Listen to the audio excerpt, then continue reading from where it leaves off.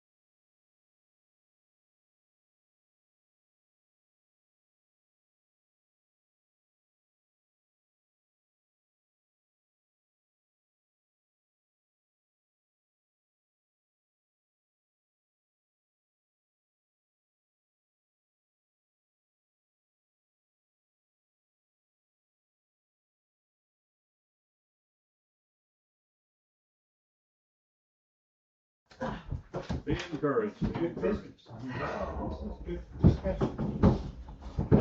Y'all are live again. Video coming on. There we go.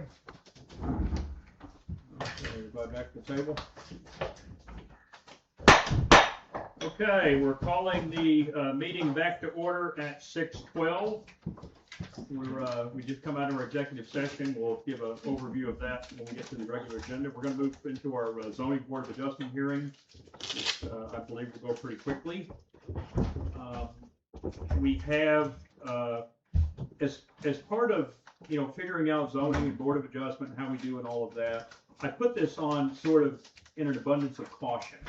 This is probably something that doesn't necessarily need to be on the agenda and brought to council, but at least until we kind of figure out how this works and all of that, I felt like it was a good idea to bring it to council, which is also the board of adjustment. That's what you are right at this moment. Just to see what's going on. We'll let Dale talk for a moment about this because he's familiar with it and has checked it against our zoning ordinance to make sure that everything is copacetic.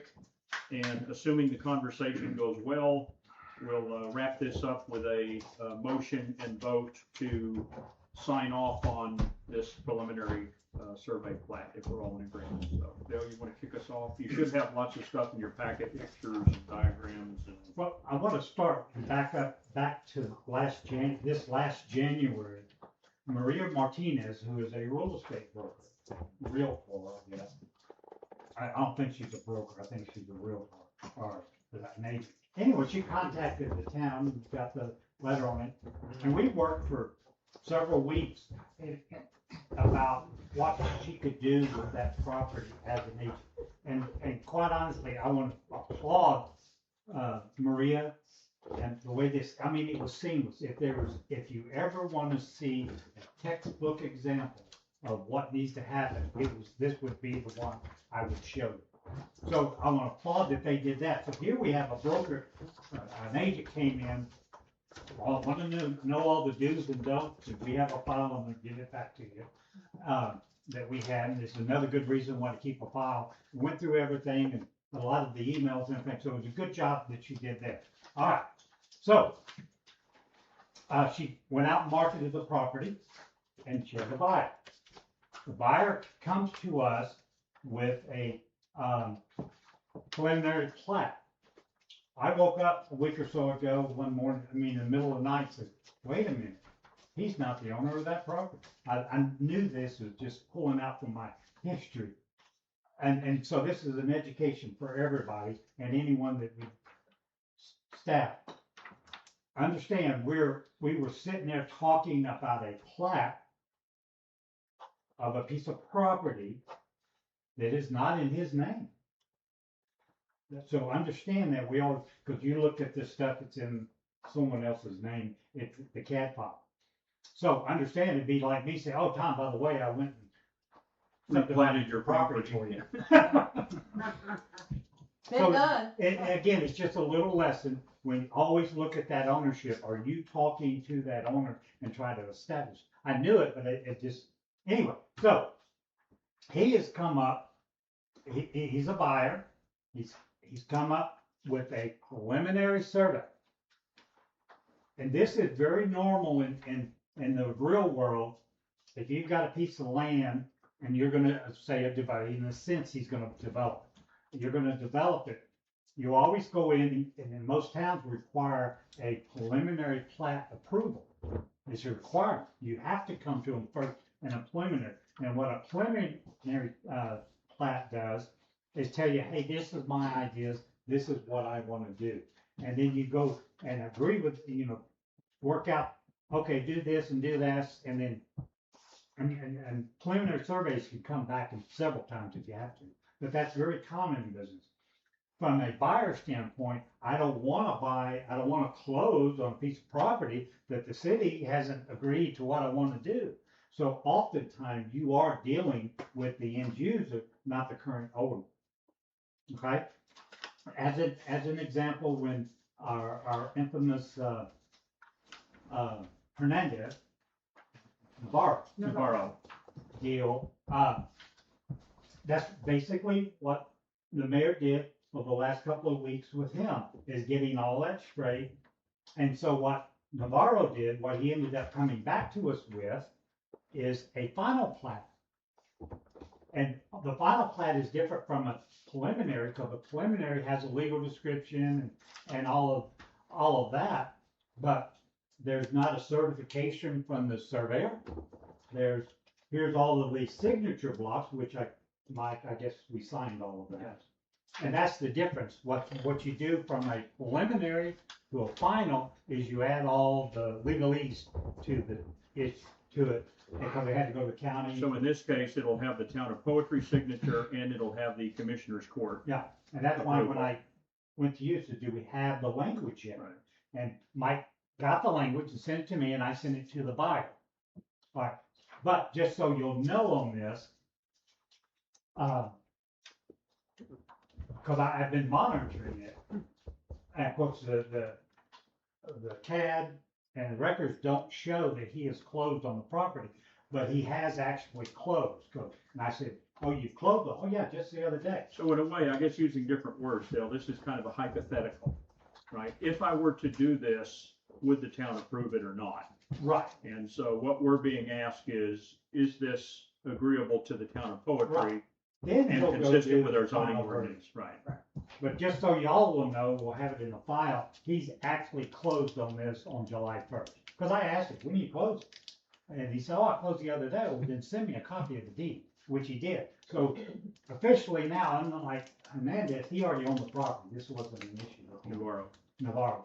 But, and it's not really an issue here because he has now provided us a copy where now the property is in his name. Okay, so we don't have to worry about it, but it's more a little bit of an educational kind of thing. All right, on the deal.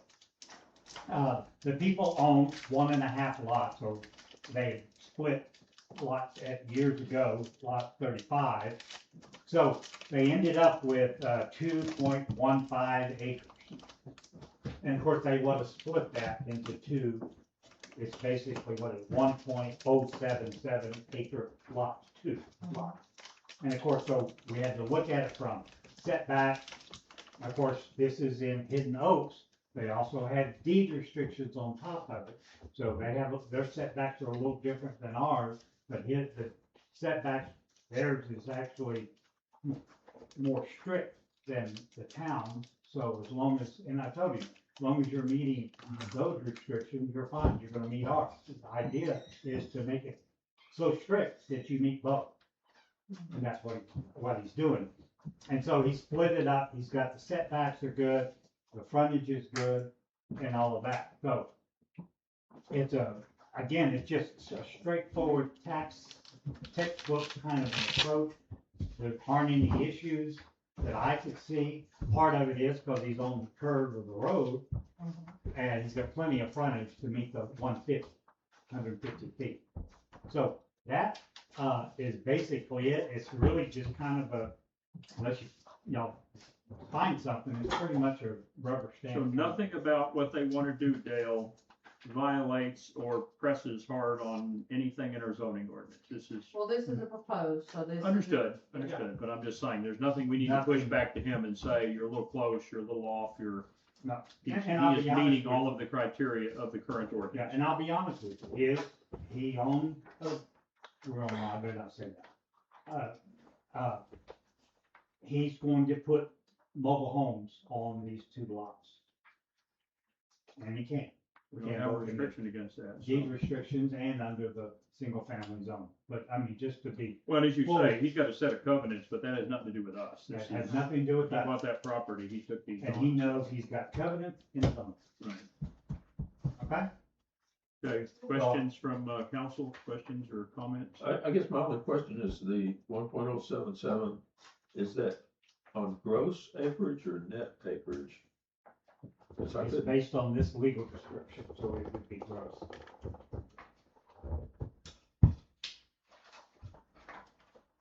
doesn't our zoning say it has to be on net, our current zoning? But it effectively, it's one and the same in this particular situation.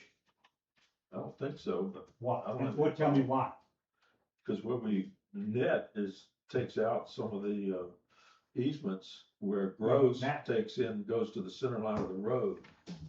And that's what we're trying to change in the zoning ordinance, But- is to get it, These are- everything these based are on platted- gross, these not are net. platted lots. He's not surveying to the center of the road. It's a platted lot. It's already legally defined as lot 34 and more Well- than half of 35. Well, I don't have any problem with it, but that's the Yeah. question we're already dealing Oh, with. yeah.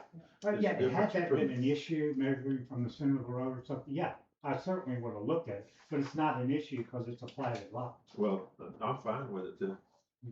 Yeah, I mean, this lot exists, they're just drawing a line down the middle of Yeah, it, they're just that's all bisecting it it, is. right? And the split had already happened. He's not asking for the split and, a plat. So putting two homes on there, he has to abide by the distance between the two homes and property line. Mm-hmm. And the deed restrictions for the hidden oak are stricter than the town. And he knows he has to do both. He also knows he's gotta get his, sewer. I also told him, you need to get us a second address. Because the existing address is for this driveway. I said, you got one address, if you need a new address, call the 911 in Hunt County. I gave her the name, number, and everything, and do, give us an address, on the final plat, give us an address for that other lot. So, is there anyone to speak before we ask for a vote? Nope, nobody, well, and let me rethink what I said, because I think until he presents us with a final, All we need to so do I is, think all we're doing is giving him a head nod that, you know what, based on what you presented bingo, and what you've told us, we don't have any objections at this time. bingo. That's And exactly when all if he presents us with a final that looks just like this, with all the legal language on it, because then that the point town is will asking sign off for on your it. If signature. anything changes, we've got to reconsider. So that's, are we gonna vote on that? No, I don't, well, I'm not sure that we need to, unless you guys feel differently, we can No, I certainly. agree, we need to give him a preliminary approval, Right. a verbal approval, not necessarily in writing. Okay, well, we can do a motion to vote real quick if we want, it'll be in the minutes then, Okay, well, I'll make a motion, we approve it like this. I'll second. okay? So we give a conditional approval, right, would be the motion, a conditional approval on the preliminary. We're not Yeah. agreeing to sign it until we see the final. We're approving the Because this is- preliminary plat. That's correct. The wording you probably want to Okay, use. so Tom, would you state that motion, we're approving the preliminary plat? I make a motion, we approve this preliminary plat on a conditional basis I'll second. until we get the final documents. Okay, all in favor? Okay, unanimous, thank you, council, okay, that'll be captured in the minutes, so he'll have evidence of that in the document. Okay, and with that, I'm gonna close out the, Board of Adjustment at 6:24. And we're gonna move quickly into the, workshop part of our meeting, D Delta. And tonight in the workshop, we've been trying to touch on the budget, which we've gotten a much earlier start on this year than last, a little bit each month. So we're gonna have a little quick session here in the workshop to kind of check in front of the citizens. And because we can't talk as a group outside of a public meeting with where we are, and Tracy, are you and Doug okay with leading that? Yes. Okay. I'll let you- Doug, you want me to go or you want to? No, just, real quick review. Last time we presented was, we had some, we were behind a little bit, so. It didn't balance. Yeah, it didn't balance. So, subsidy, or not subsidy. Anyway, it did balance, so we work again this week, with the mayor and, we're presenting y'all as much as we can, close as we can to a budget, a balanced budget. As we do go into the conversation tonight, I do ask if we could, cause it's hard to follow when you're asking for a question on a certain line item. Please give us the line item number instead of just saying, hey, building maintenance, we're going like, okay, wait a Yeah, minute. the number, the numeric category, Yeah. 5100. Yeah, just give us the account number so we can do it, but, I think y'all will find it's, I mean, the budget, the format, the best thing that we were able to do is look at where we are every month and the percentages, and that's how we come up with some of this stuff, so if you do question of well, how'd y'all come up with that? We looked at that actual there and saying, okay, well, we're over, so, we're at 124%, or we're down at 17%. That's where we started looking at some of the flush, or after that, so Tracy. So just. Okay, so let's go to the very first page, the income page. So just so council understands, the copy I put in the packet has been changed a little since the other day, so we're gonna call out the 2 or 3 changes so that you'll know what they are. And then after this meeting is wrapped up, Teresa will enter those in, and that will become actually what we're gonna present to the citizens for our hearing. And that Yeah, will y'all be agree. a balanced budget. It's a balance. Yeah. When we get done here in a few minutes, you're gonna see 0. Yeah.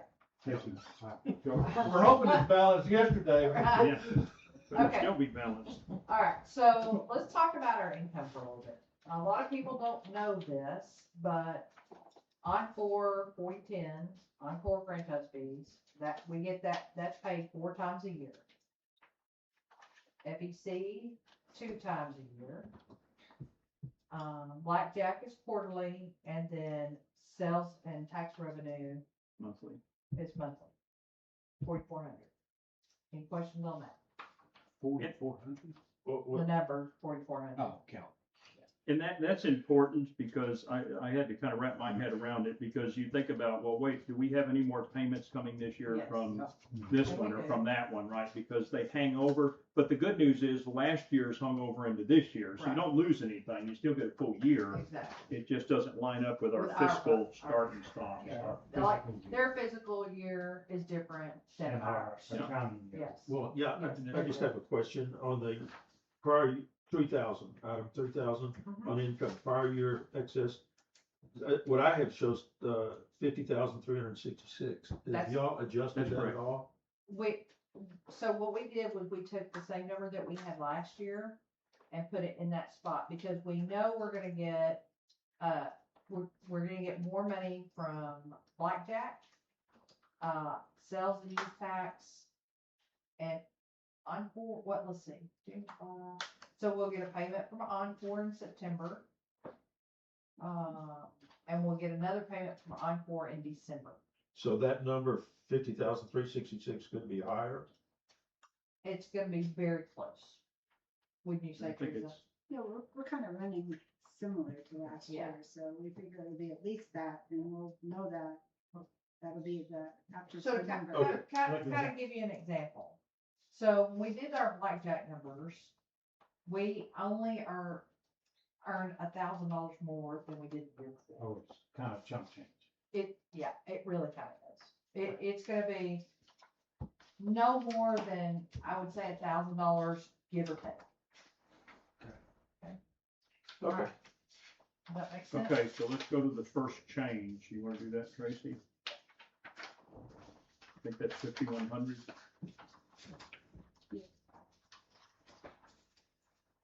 So 5,100 should be office supplies on the So second office page. supplies, we changed that from, 1,500 To 2,400. to 2,400.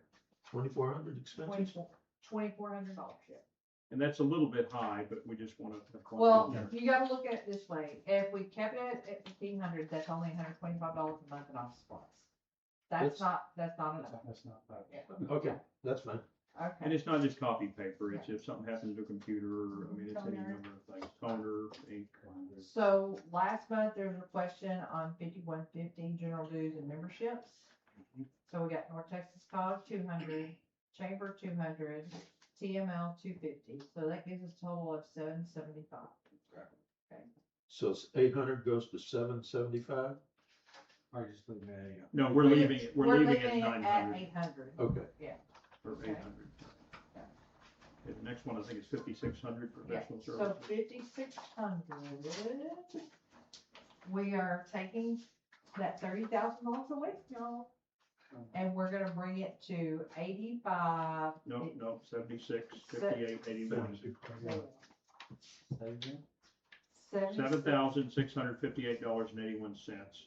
Wait a minute, where are you? Professional services, 5,600 $5,600. professional You're services. reducing it. Okay, from I'm seeing it's 30,000. 30,000 now, and what are you saying that's going? 76, 58, 81. 76, 58, 81.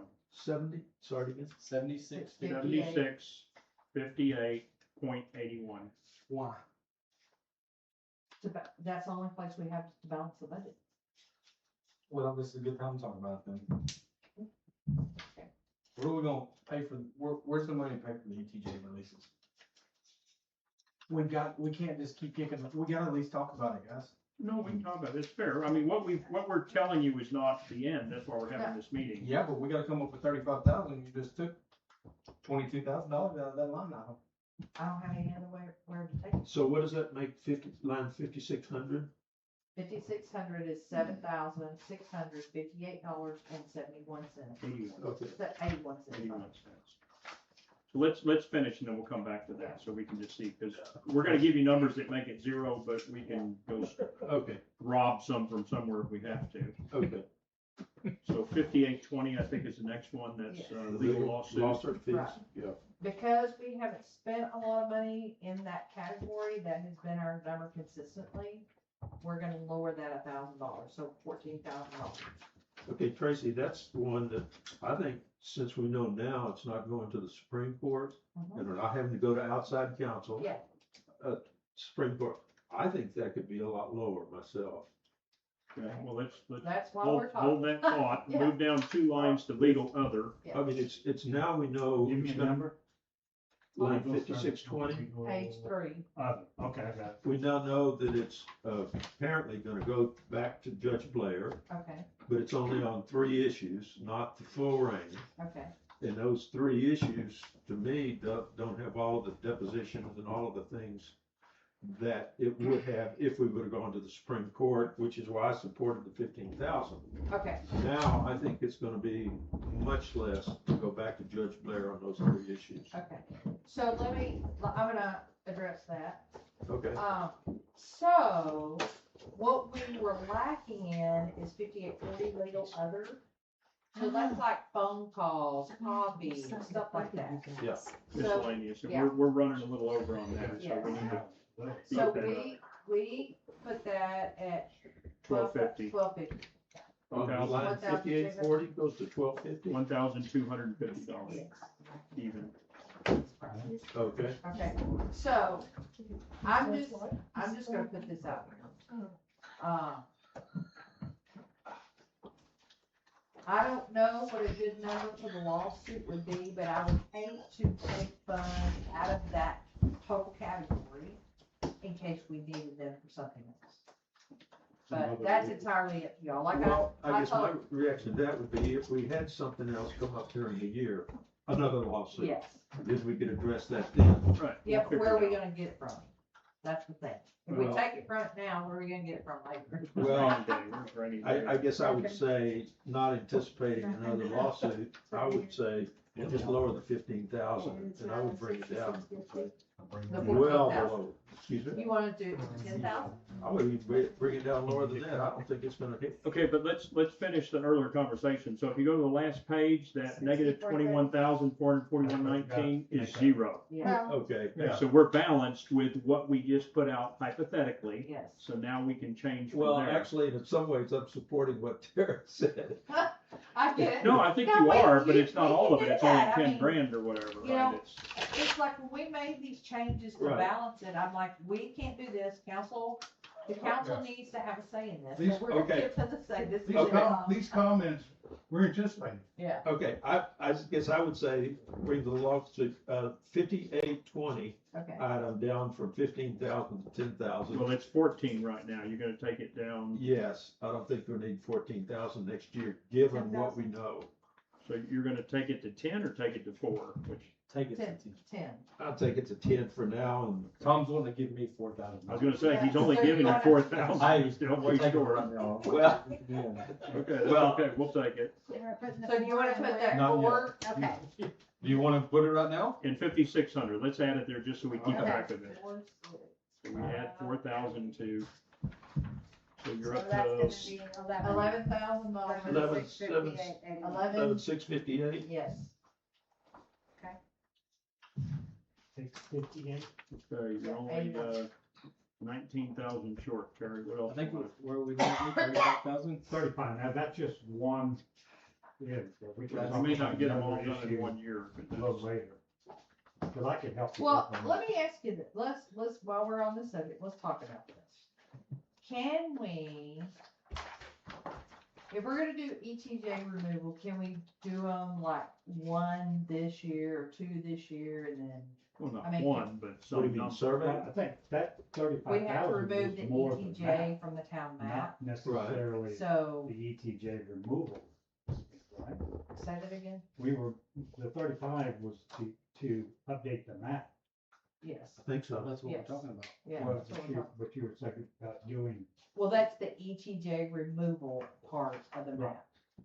so, but we still have to update the map. I guess maybe I'm, It's 35,000 updates a map. That's what I'm saying we have to do. and I've got some ideas that kind of maybe help us lower that. I So, mean, I need $23,341 worth of ideas. okay, got it, man.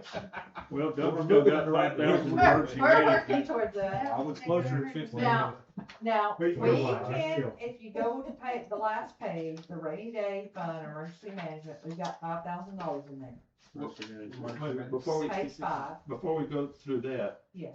the other really big one is 6110, or 6010, the Capitol Road refurbishment. We can't take We We can't can't 35,000. take That's, it out of there. We that's can't. restricted funds. That Yeah. has to go to road. Okay, Right. So we can't take. I mean, unfortunately, a lot of our stuff is hard stuff. It's Yeah. electric, it's internet, it's salary, it's, well, I mean, election costs are high, you know. Yeah. well, We can't- the other one Big expense. in that regard is 6100, the pothole signage and road repair, which is another big one, 177,000. And So I guess the question is, But that's restricted. Yeah. Yeah. it's That's restricted. sales tax You money. gotta We can't remember spend it that's on just sales anything but it's on in road. but it's in the budget, right, it's 177,000, but we're in balancing the budget, we don't get, I don't think we're getting 177,000 in the sales and use tax. We are. Yes, we are. It goes right in Yeah. and right out. Is it 177? It's actually a little bit more. Yeah. About 185. Because you actually got, also signage, so, yeah. Okay, It's a complete zero out. What comes in, goes out. Can't touch that. So We it can comes touch Doug's in money. As far as We can- franchise fees. You goes got out. something on? okay. How much you willing to give up? Now, here's another thing, here's another thing. We don't know about the grant. Okay, we don't know whether we're gonna get the grant or not, so that $18,000 could change. Okay, so that's still an iffy thing. So, Well, we gotta leave that money there. yes. I'd leave it there because it's iffy in favor of, Okay, not yeah. iffy in. Right. About 4,000 or Right. something for. So the after sign. doing all this, the net income comes down to zero? Zero. Yes, now, Okay. you can change, we can take money out of emergency management.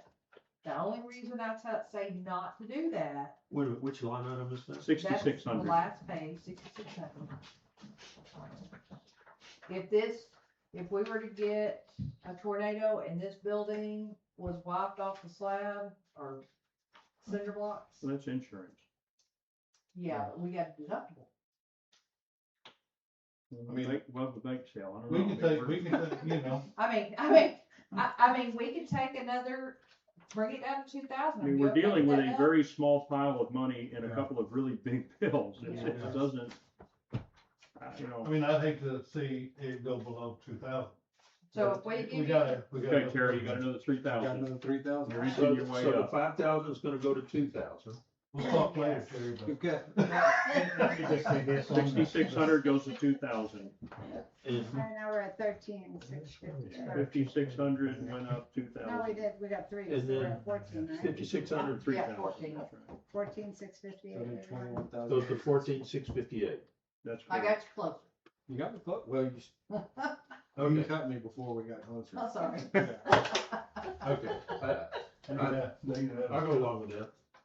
See, we make budget. And I'm not saying making progress isn't taking that money and putting it into an account that we agree that can't be reallocated. But you gotta think about this year, we're only spending $2,000 out of the 35,500. Okay, so that money is, So we can encumber that. Coming over. It'll come over into the next year. Mhm. If we had 35,000 in this fiscal budget and we only spent 2,000, we'll encumber $33,000.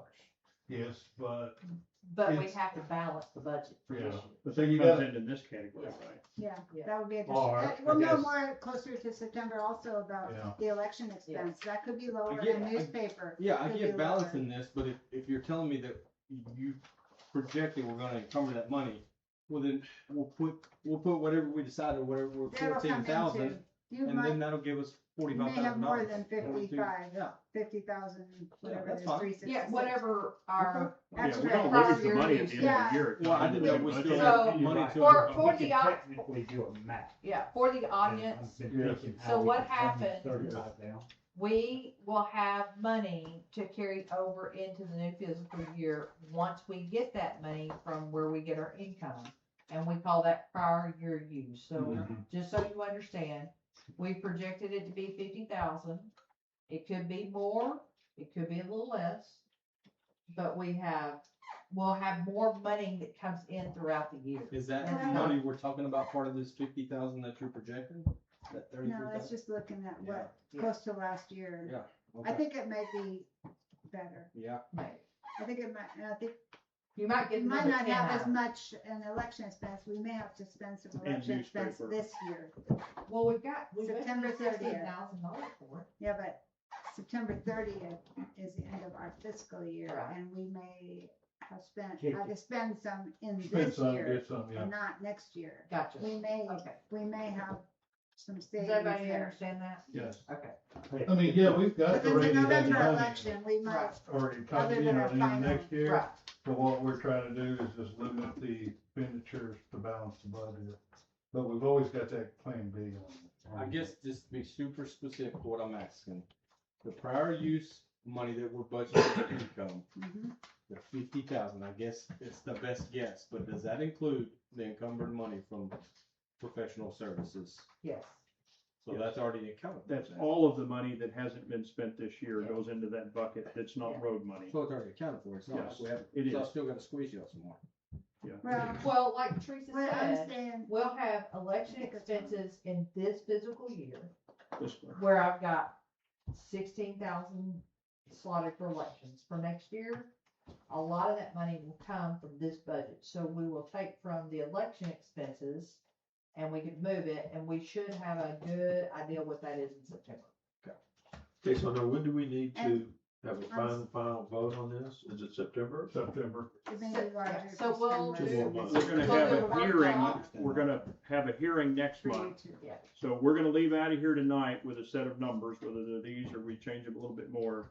Teresa's gonna finalize that. That's going on the website for the citizens to comment on. We're gonna have a hearing. And we'll invite all the citizens to come in, and there could be some revelation in that hearing, I don't know, but after that, the budget's final, and then we go to, Adoption, Yeah. to adopt, So- well, after the so budget's So what we'll adopted. present is this? this, what we would present. What we fixed tonight. Yeah, that's correct. Okay. We think So- this is, So something that's very good to look at every month is this. Yeah. So what we do is we go, like this category here, we're over 124%, 115 there. So we know that we have to increase those categories.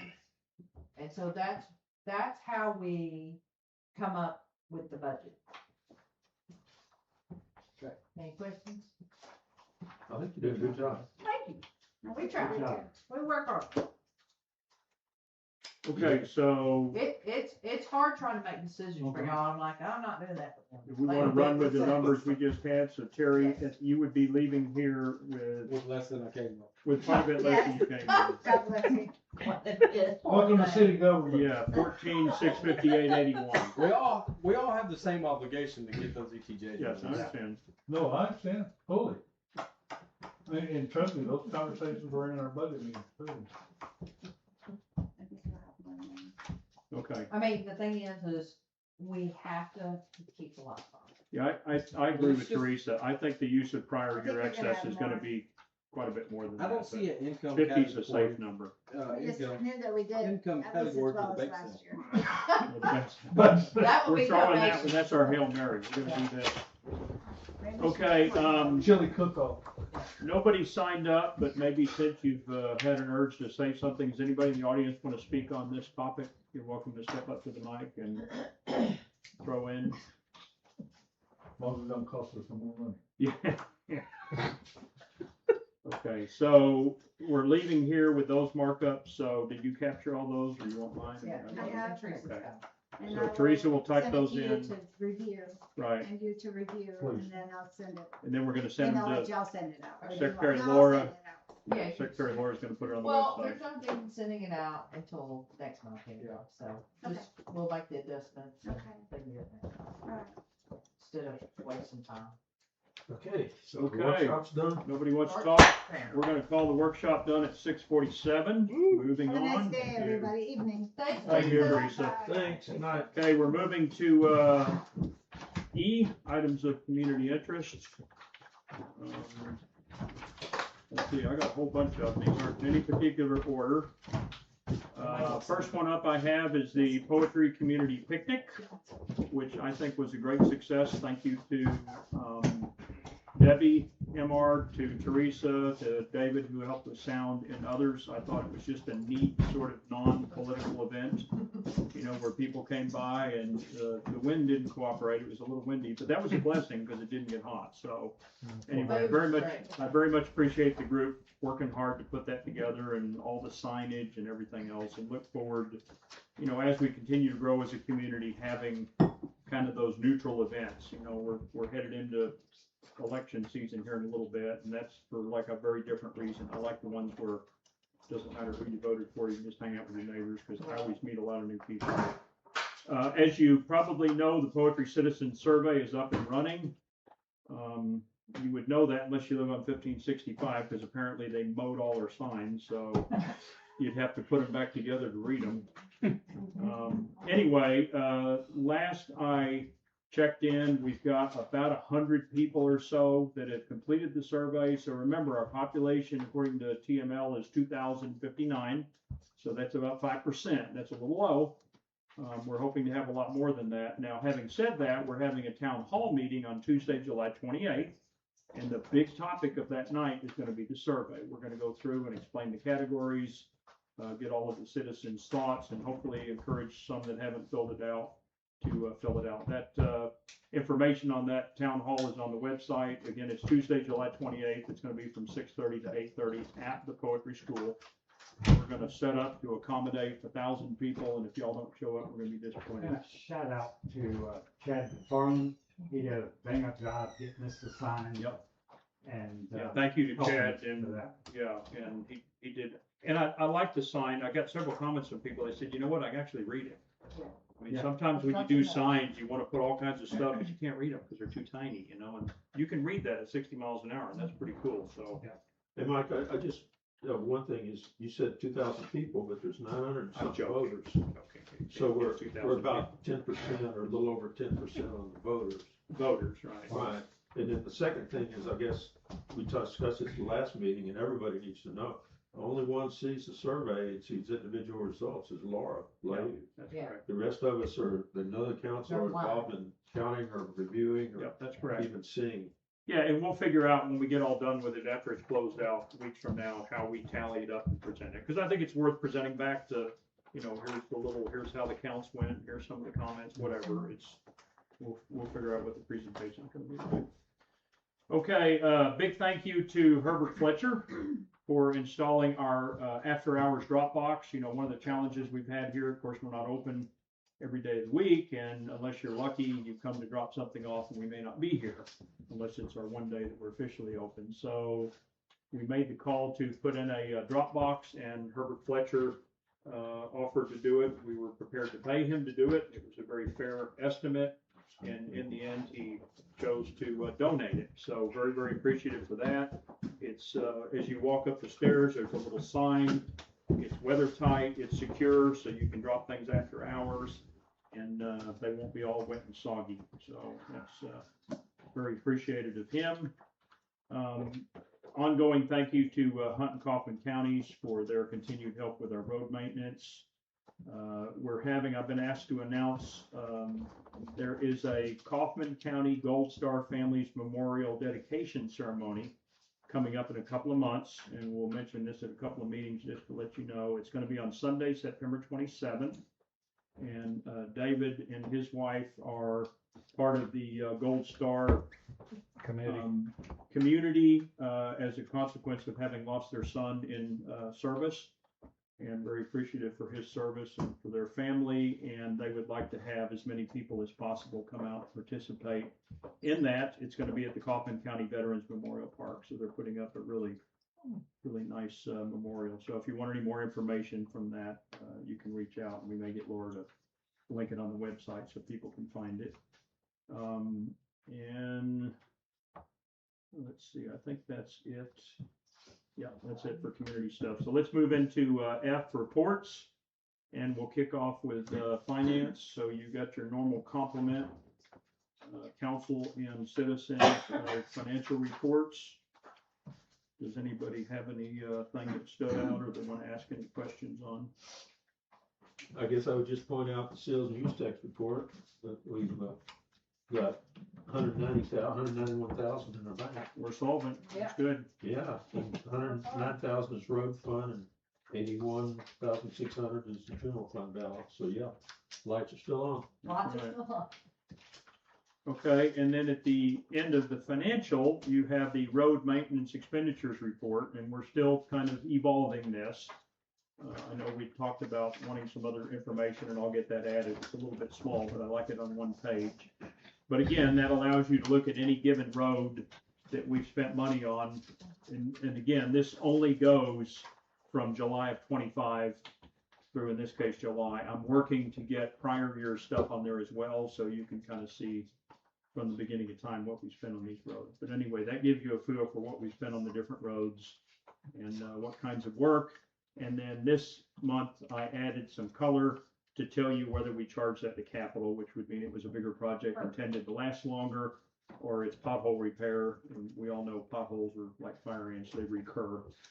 They never go away completely. So anyway, and then I had a couple, I wasn't sure where we charge them. I just didn't give it Teresa and work that out. But anyway, council had asked for that, so you'll be getting that every month with updates. Now, I will tell you there are two projects on there that are shaded in. I don't even know what color that is.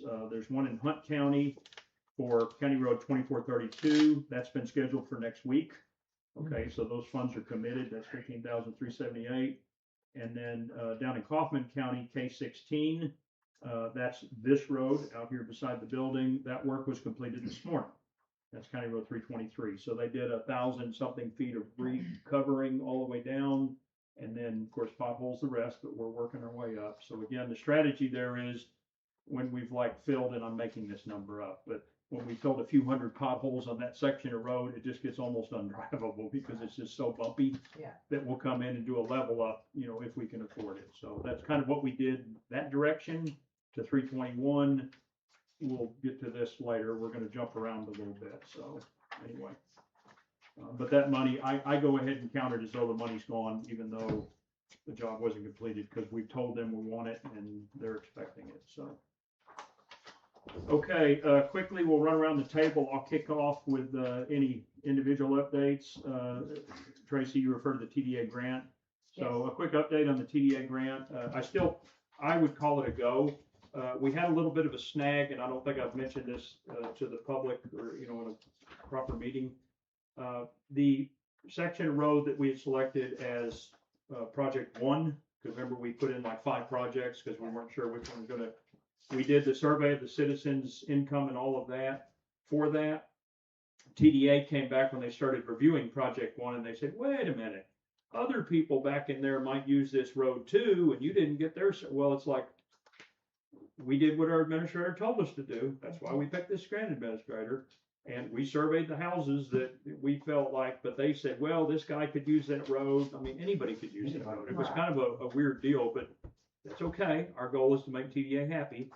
So what the grant administrator came back and said was, but the other end of the road, it's not, there's no why. So those people would be pretty much the ones that would use it. And you got a survey on all of those houses. So that road, you know, it's just the other end of the road. Probably that first project, because it's a straight shot down that other road that's Kaufman County. It's probably one. Yeah, well, Yeah. no matter, we were either going to lose the grant Yeah. altogether. That was the most likely outcome. Or if we were willing, and I said yes, to go to project 3. And so we are waiting for Crystal at TDA to respond to our administrator's email asking, is it okay if we go to project 3? We could not jump over to project 2 because we don't have any survey and it's past the deadline. Right. So that wasn't even an option. So that's a good lesson for us though. The next time, when we do this the next time. I've said we all wanna along, we're do gonna be a 5. lot smarter at the end of this That's grant right. than we were at the That's beginning. right. The good news is the grant's still out there. Our administrator, Angela, believes that they're going to approve it, but we haven't gotten that email back as of a few hours ago at least, so. But I think we're gonna be okay on it. Let's see, again, on roads, I mentioned it in here, the next road up for level up is 2430 your road. 2432 is approved for level up, so that project's coming. That's 150 tons of asphalt. And then the next one I'm gonna propose to council is Tom's Road, because Tom's Road, and forgive me, we're not doing it because it's Tom. I just remember Tom more than I remember the road number. It's falling apart. And in fact, I want to talk to Hunt County and I even, thought we approved that last month. no, I want to talk to Hunt County and even Rockwall about fixing their part beyond the town limit, because as you go down through the bottom, it gets pretty ratty.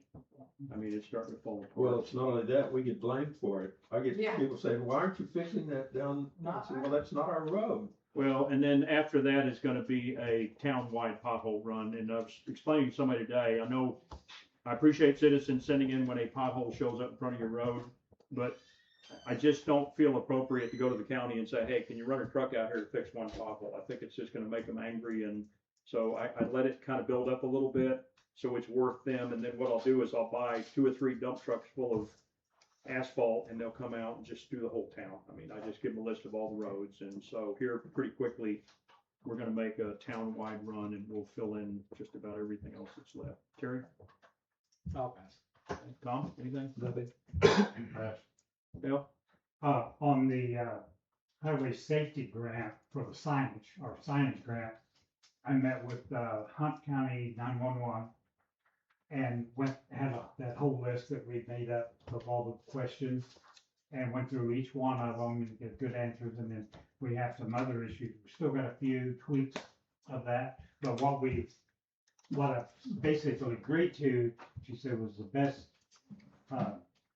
method would be private roads. In Hunt County, they like to use PR.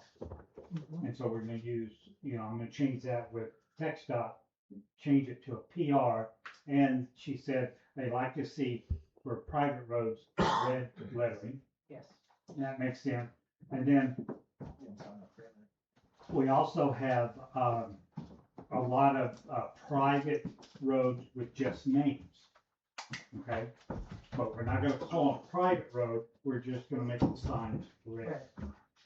Okay, and the problem on 2451, they actually have it as 2451. And then like, one of the concerns was bridge and old bridge with, ambulance driver not gonna get confused.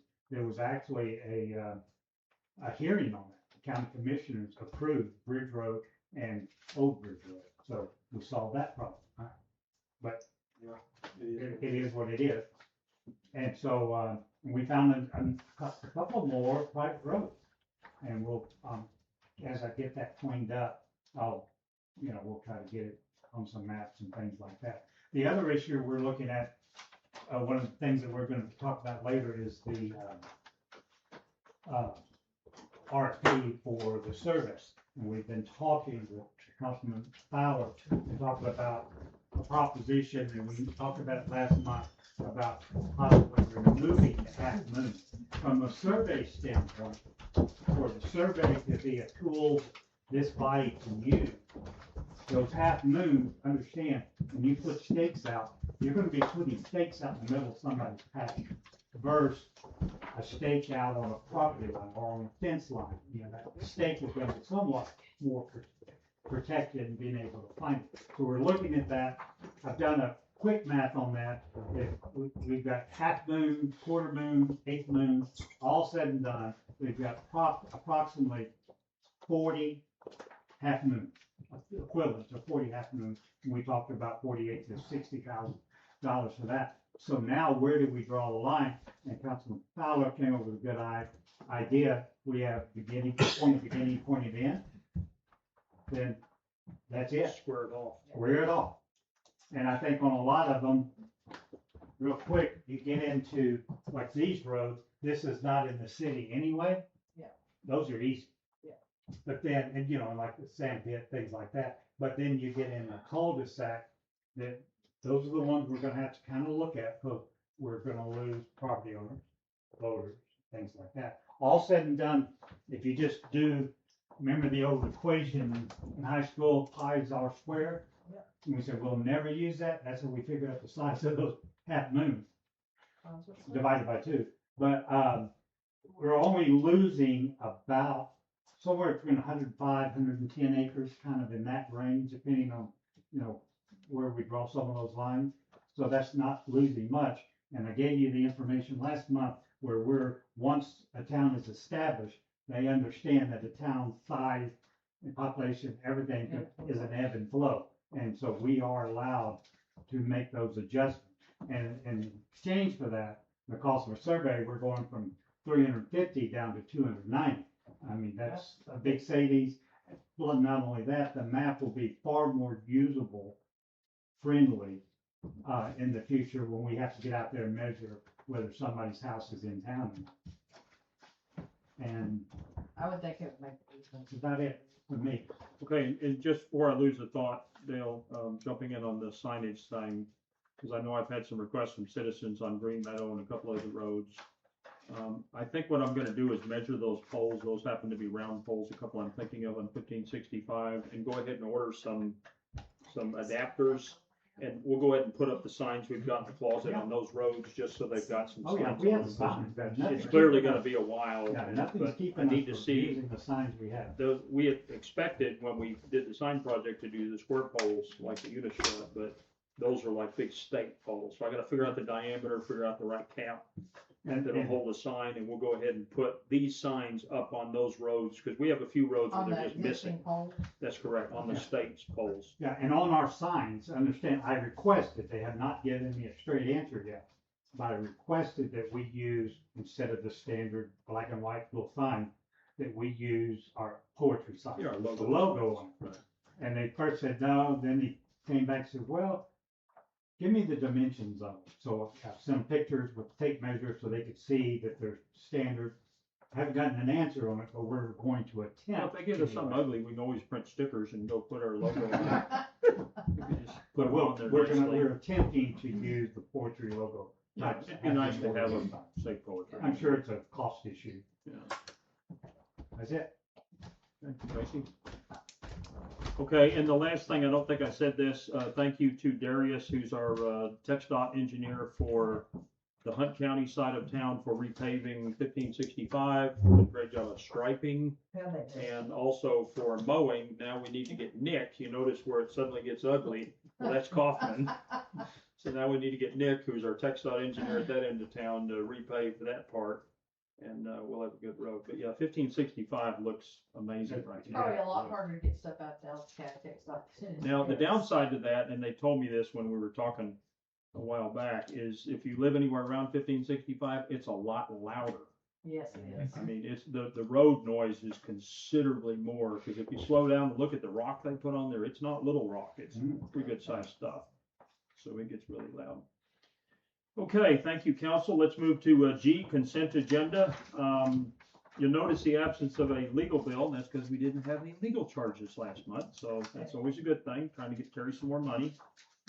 So the only item on the consent agenda is to approve the minutes of June 18th for the workshop and regular town council meeting. Do we have any questions or comments? You've got a draft of those minutes in your packet. Once again, Laura did a great job. I make a motion to approve the minutes. Second. Okay, motion by Tracy, second by Tom. Any further discussion? Call for a vote, all in favor? Okay, thank you, council, minutes approved. Okay, moving on through, we're down to H, which is the regular agenda. jump into that. First item up is to give you a quick summary of the executive session we had at the beginning. So we talked about two topics. As I said in the beginning of the agenda, it kind of was brought up that, you know, in the time that we've had our current attorney, David Berman, and his law firm, we really haven't done a performance review of him and the service that he's provided us. So we did not do a performance review in the executive session. We just talked amongst ourselves as to, you know, how satisfied are we getting what we want? Do we need to operate differently with him, whatever? And I think the conclusion we came to mostly was we've never really taken the time, this council and this mayor, to sit down and tell him sort of what we expect of him. So he's just kind of running on what he thinks is, and I say that to say, he gives good answers. He's responsive when we need legal advice, we need whatever. But I think there was some feedback from some of the council members. I'd like to see a little bit more, you know, legal backup stuff or this or that. And so I think, as you would with anybody that you work with as a partner, we're going to put together some feedback that we can provide him, good feedback, because I think he's doing a good job. And certainly our legal bills have been, you know, good. I'm not complaining about our legal bills up to this point. So we're gonna work on that. And then the second topic we talked about was the Board of Adjustment. So as you probably know, the current council serves both as the zoning commission, but we also approved an ordinance quite a few months ago, it may have been last year even, that basically declared the council and mayor the Board of Adjustment. Now, the mayor doesn't get a vote in the Board of Adjustment, so it's only the 5 council members. But in most cities, the Board of Adjustment is made up of citizens, or occasionally citizens and 1 or 2 council members. So we talked about, you know, is it time for us to start moving to that kind of a model where it's not just the same 5 people looking at the ins and outs and everything else. And I think we feel like it's probably time to start moving off in the direction of considering. So there would be a whole nomination process. We'd have to come up with an ordinance that talks about what their terms would be, who they would be, how we would do things and all that. So both of those, by the way, are considered personnel issues, which is why we did some of the discussion in executive session. But trust me, you didn't miss anything important there. That's basically what we talked about. Okay, so no action on that. Moving on to item 2, discuss and take action as needed on master fee schedule. So 2 or 3 months ago, we passed an ordinance called our master fee schedule, and included with that was Exhibit A at the end. Council, you have that in your packet. And yeah, so we had, basically what I did when I put together that ordinance was I simply took the existing fees, these on Exhibit A, there's 1, 2, 3, 4, 5, there's 5 fees. Those are all the fees we have right now, and 2 of them are 0. But some comment was made when we were passing this as to, I'd like to come back, someone said, and look at those fees. And so what I prepared for tonight, just in case, is a resolution. If you read this ordinance, it says the fee table can be changed either by ordinance or resolution, either one. So I prepared a draft resolution that would allow us to update that. Okay, update that if, oh, wait a minute, did I miss somebody on? Uh-oh. Executive session. summary. I just seen it, I'm sorry. Okay, well, let's back up then. So Scott, you and Tara wanted to talk about executive session. Did you still want to discuss it? Tara? Okay, thank you. Great, good save. Appreciate the help.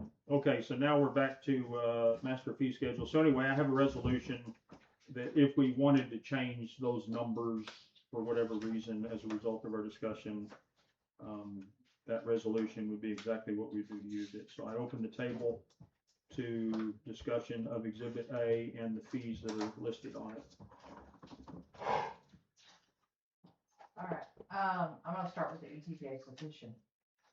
I say we strike that because after reading Texas Supreme Court ruling, all that the local governments have to do is verify signature. So there's no paperwork to be done with it. I understand that we have to do an ETJ map, but that doesn't go within the scope. So if a bill is passed, so like PIRs, impact fees, those type of fees, there's schedules that the state allows you to charge. In this instance, the state didn't say you could charge, didn't say you couldn't charge, but there was no set ETJ petition release fee, because the only thing that the local government was required to do is verify signature, if you read the Supreme Court ruling. The other thing I have an issue with is the work in the right of way and easement permits. The only people that would need easement permits, and that's why they're called utility easements. You run the risk, what Dale said earlier, we have to decide what's high risk for lawsuit, medium risk, and low risk. I think by doing this, you are trying to prevent people from getting utilities. And I don't think we need to charge for that. And like you and I had talked, most utilities are gonna be exempt from that fee anyway. So I couldn't think of another reason why we would charge that. That would be a charge to a citizen, not a utility company. Why is it to a citizen? You think it's a pass-through? Well, I mean, the citizens are not gonna go into the easement anyway. The utilities are gonna go into the easement, lay the line, and the citizen connects at the easement. I don't disagree with you, because the work in the right of ways, but I do agree with the permit, and the permit is There needs to for be us something to document. build future maps, right? So I don't want to do away with that whole process, but we can zero it out like culvert installation permits if we like. We just don't need to do away with that permit. Okay. It could be a zero permit. Now, Yeah. let me just kind of throw in though, because we just got done stealing all of Terry's money in an earlier session, that this does consume, one of the categories in that budget that takes a fair amount of money is salaries, right, for our 2 part-time But secretaries. you have to, anytime you do a permit fee, you have to have the cost associated with it. Well, that's fine, but I'm telling you, so, and it's public knowledge, Teresa costs us $25 an hour, right? And she spends time on it. I'm not saying it's $100 worth, but I'm just saying zero Well- basically just denies any of the time she's putting in on it, But- so. I agree with that. The thing is that we'd be charging that anyway. Her salary's charged regardless. That's just part of the scope of her work. That's not No. true. That's an additional burden. I mean, that's extra work. Right. She's paid by the hour, not by salary. Right, but she's capped at how many hours she can work. No, but you still gotta add that extra to their salaries, because anytime you look at municipal employees, you look at what their standard work is, but then when you do add is when you're talking about fees, where they gotta stop what they're doing and then start working on another project as permits or fees or whatever, that is part of the fee structure that you're charging within that permit. Well, and we are legally allowed to charge for these things. Now, it needs to be documented in an ordinance or resolution, but we're legally allowed to charge a reasonable amount to recover the cost. Well, let's just don't call it Town. right of way or easement permit. Well, what is it though? It's for working in the ditch, right? It's between the pavement and the Culvert. property line. But who's gonna be doing that? The only thing that AT&T, Monster Cable, you I can't mean, you can't charge them, they're exempt. well, you can't charge AT&T because they've got to deal with the state, but we've charged Monster and others. I mean, they paid the fee. And they provided us the plans and the as-built and all that. And so I agree with Terry, we definitely need the permit because we need to know what they're doing and when they're doing it. So when people call us and say, hey, they're out here trenching through my culvert. But out of clarity We're too, not I don't surprised. think FEC or Encore pays because No, they pay they us don't. franchise Franchise fees. fees. So Yeah, there's gonna be a lot of exemptions from the money, yeah, but I don't know. I mean, I I can go mean, either way. I'm just saying we're not violating the law by charging something for the permit. We're allowed to do that. is it 1 hour worth of work though? Is it 25? I mean, I don't care. It's probably an hour or How so, just many requests do we get a month for a fee? Easement fee. easements. Any not- kind of fee? I don't know, maybe one a month, half a month, I don't And know. what is that? Okay, so, It's not a lot. so it doesn't really, to stop and do whatever you've gotta do for that one permit for that fee is not that much time. Well, it's not a huge amount. I don't know. It's I not just think I feel like we're I mean, setting I a don't- precedence that we do everything for free, and if we do everything for free, I mean, I don't mind having a fee, You I want- you- just don't yeah. think it needs to be that wording doesn't need to go. We So need what to was do, the suggested wording? what do Should, you think the word should be? It's descriptive, I mean, and that's what the permit culvert- says. do a culvert. well, we already have We culvert. already have them. Culverts Well, for putting change in it a to- pipe though, right away and And how easement is much for more time- cable. How much more time does that take? How about infrastructure? The culvert's on me. Infrastructure. I do that. Yeah, I know. Gary does that for free. Right. How about infrastructure? But I do right of way stuff too. I can't charge for that I either. think right of way is the right category. I mean, you're working in the right of way, so I think it needs to So say what it, So if the mowers come and mow the right of way, are we gonna charge them a fee? No, no, it's for installation of utilities. it's underground. I mean, I understand, but I'm I just would be telling you, okay most with people are gonna revisiting this, be but I exempt. think most cities have a permit for working in the right of way. And we have an ordinance to back it up. I don't have a copy of it printed out, but we went through this in prior council and But I do agree with ETJ removal. I agree with you. okay, so just so we can keep track of what we're kind of thinking here, so Tracy, your proposal is ETJ 0, working right away, whether we change the name or not, is 0? Is that what you're proposing? No, I'm not proposing, Well, we're I not don't voting on it, I want- just wanna yeah. kind of keep track as we go yeah, around the table. so let the guys decide, I mean, y'all know more Well, what goes on the right. I guess of my way. question is ETJ removal, how much time does Teresa actually spend on each one? An hour, 2 hours, She 3 doesn't spend anything, It's- all you it's do not- is look You're at not the allowed, signatures. with one, ETJ removals, you're not allowed to charge. No, I'm not talking about that. I'm asking how much time does she spend? Well, that's, yeah, I don't think that's accurate, you can, because I reread what, Tracy pushed to the council or sent out to us, and it says it has to be captured in an ordinance resolution. It's not that you can't charge, you can, you just have to Well, document what you're charging and Does- have it But based on all you're something. documenting is verifying signature. Well, But the subcommittees, and I'll quote, nowhere in chapter 42 does the legislature authorize a municipality to impose or collect an ETJ release fee as a condition of processing a petition. Well, I read, Bencourt's, I never did find that statement. I read all of it I could find. No, I'm It's not also- talking about that. I'm talking about in what was In his. published. Did you read the Supreme Court ruling on it? Yeah, I read the Supreme Court ruling and it doesn't say that. Yes, it does.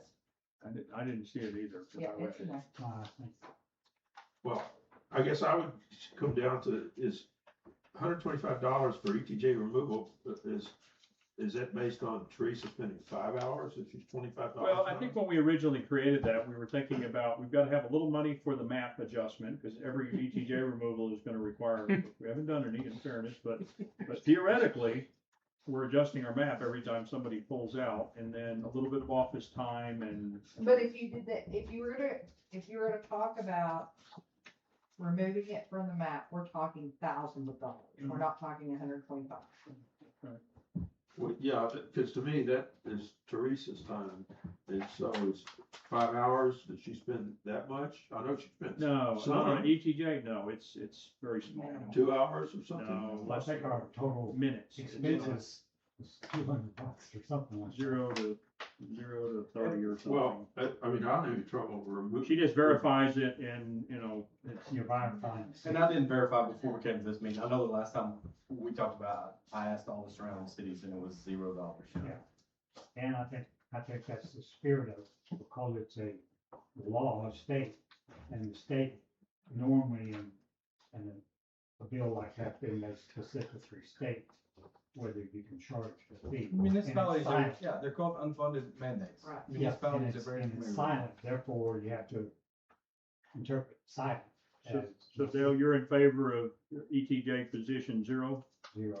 Okay, so we got 2 zeros and we're not voting, we're just kind of keeping track so we don't get redundant. 0. Okay, Doug's a 0, Tom, I would say it's about $25, that's an hour we got one at for your 25. time. Okay, Terry? We're gonna have citizen input here in a minute too. Yeah, I mean, I've already, nothing. 0? Okay, let me, open it up to, citizens. It looks like first up, David. Can you speak on it? And if you didn't sign up, I'll still let you talk, so. Okay, David Emmert, Poetry 2432. Just wanting to, go back in time with me when we lived in, Garland. I had to pour a slab, went to the city, had to get a permit for just what I was doing there, $5, which was back then probably 25 now. Anyway, I understand the charging for fees. So just be careful on your charges, what is encumbered. Because, I mean, you have to do like the fees, like, we also paid for the next one for his engineer to come, make sure the rebar was done right and all that. So anyway, that's my main thing, is just that. And, be careful on the ETJ removal, what you decide there. Just, cause we were one of the first ones and we were testing the waters out, I guess you say. And so anyway, and then the fee was encumbered, and so, anyway, just be, just think about it. You didn't pay a fee, right? no, it was, we were just testing the waters out, and the council hadn't ever done that particular maneuver yet. Nobody really knew what the law was, what it actually said or anything. It was all brand new. Just come out of the court. Anyway, that's all I'm gonna say. Thank you, David. I gotta add something before another citizen. He brings up a good point. Let's consider these fees need to stay here, but a lot of these cities charge fees because they're having to do internal inspections and reviews of Send those somebody out. processes, Right. okay? So these could grow in the future. Yes, Yeah. yes. So just keep that in mind. Right now, what our actual expense is, and as they grow, we can Yeah, edit we're not this. saying We for- don't, well, the thing is we don't have the money to Hire hire enforce. We're not saying for all of time, Yeah. we're just saying for the foreseeable future, that's what they're gonna be. That's right. Right now, this is what they are. Tomorrow, they might be different if we vote, so. Okay, Scott Leahy, Pass. Scott passes, Tar Sinkovich, Tara Sinkovich, Tom Poetry. I know that you guys are discussing that it might be an hour, for the ETJ petition. But what I have witnessed is there's multiple copies of that have to take place, especially in the audit. It literally took hours and hours to even upload those to the auditor, for that purpose. And then just the multiple copies that are required for various entities. It's more than an hour. The secretary has to spend on that. And so I know we can't make a profit, but then when you look at, we're looking at a $35,000 cost for the ETJ petition release that's required. That's on average around $700 per petition. So, you know, I know that, it is very costly, and is it really fair to have the other citizens pay for that? You know, if you've got maybe 50 citizens who want to do an ETJ petition release in the town, all the other citizens are essentially paying for that. So I feel like the fee should stay. I think we're already behind the curve on that. And that's my take on it. I do think the permit should stay for the reasons that were stated as well on the right of way. And it is, what I saw is it is the companies that are paying that. It's not something for the citizens. Is my understanding. thank you. Okay, anybody else, moved? Shelley? I think if you're basing the fee on the secretary's time, unless the secretary is then having to work overtime, she's just still working her regular day. So I don't think that you should charge based on the secretary in her normal day, doing her normal thing. So, thank you. Thanks, Shelley. Anybody else? Okay, back to, council. So we've got several people in favor of, reducing ETJ to something between $0 and $25. And, I guess, I'm not sure where we landed on working right away. We agreed we want to keep the permit for right away and easement stuff, because we need we want them to come ask us before they start digging, so we don't look like fools when the citizens call, but we also can keep track of where their I stuff agree with is, that. because it's been a little bit of the Wild West out there before this. And I can tell you, anytime I replace an under-road culvert with the county, we find out, because we rip out all the fiber and we rip out all, because we didn't know it was there. So, okay, so, Anyway, and then on the right of way, I guess we, Just keep it, I mean, I was just asking the question, so. okay, so I think the Y'all one are that's, I comfortable think the with one that's, got a lot of movement here is ETJ. Do I have a motion on any changes to the ETJ removal petition? I didn't know we were voting on anything tonight. This item, I think that's fallen to item 5 or Just- 4. No, No, it's different. no, that's different. This is this discuss will and be take discussed. action as needed on master fee schedule. No, you just have, this will be discussed about the items and their costs that are listed in Exhibit A portion. That's Well, I'll make correct. a- No And that's I'll what make we're a on motion. Exhibit A, and it's take action. So we can absolutely do a motion and vote on this. Okay. I'll make a motion that we remove the ETJ removal fee, From the Second. master fee schedule. Set it to 0. 0. Okay, so I have a motion by Dale, second by Doug.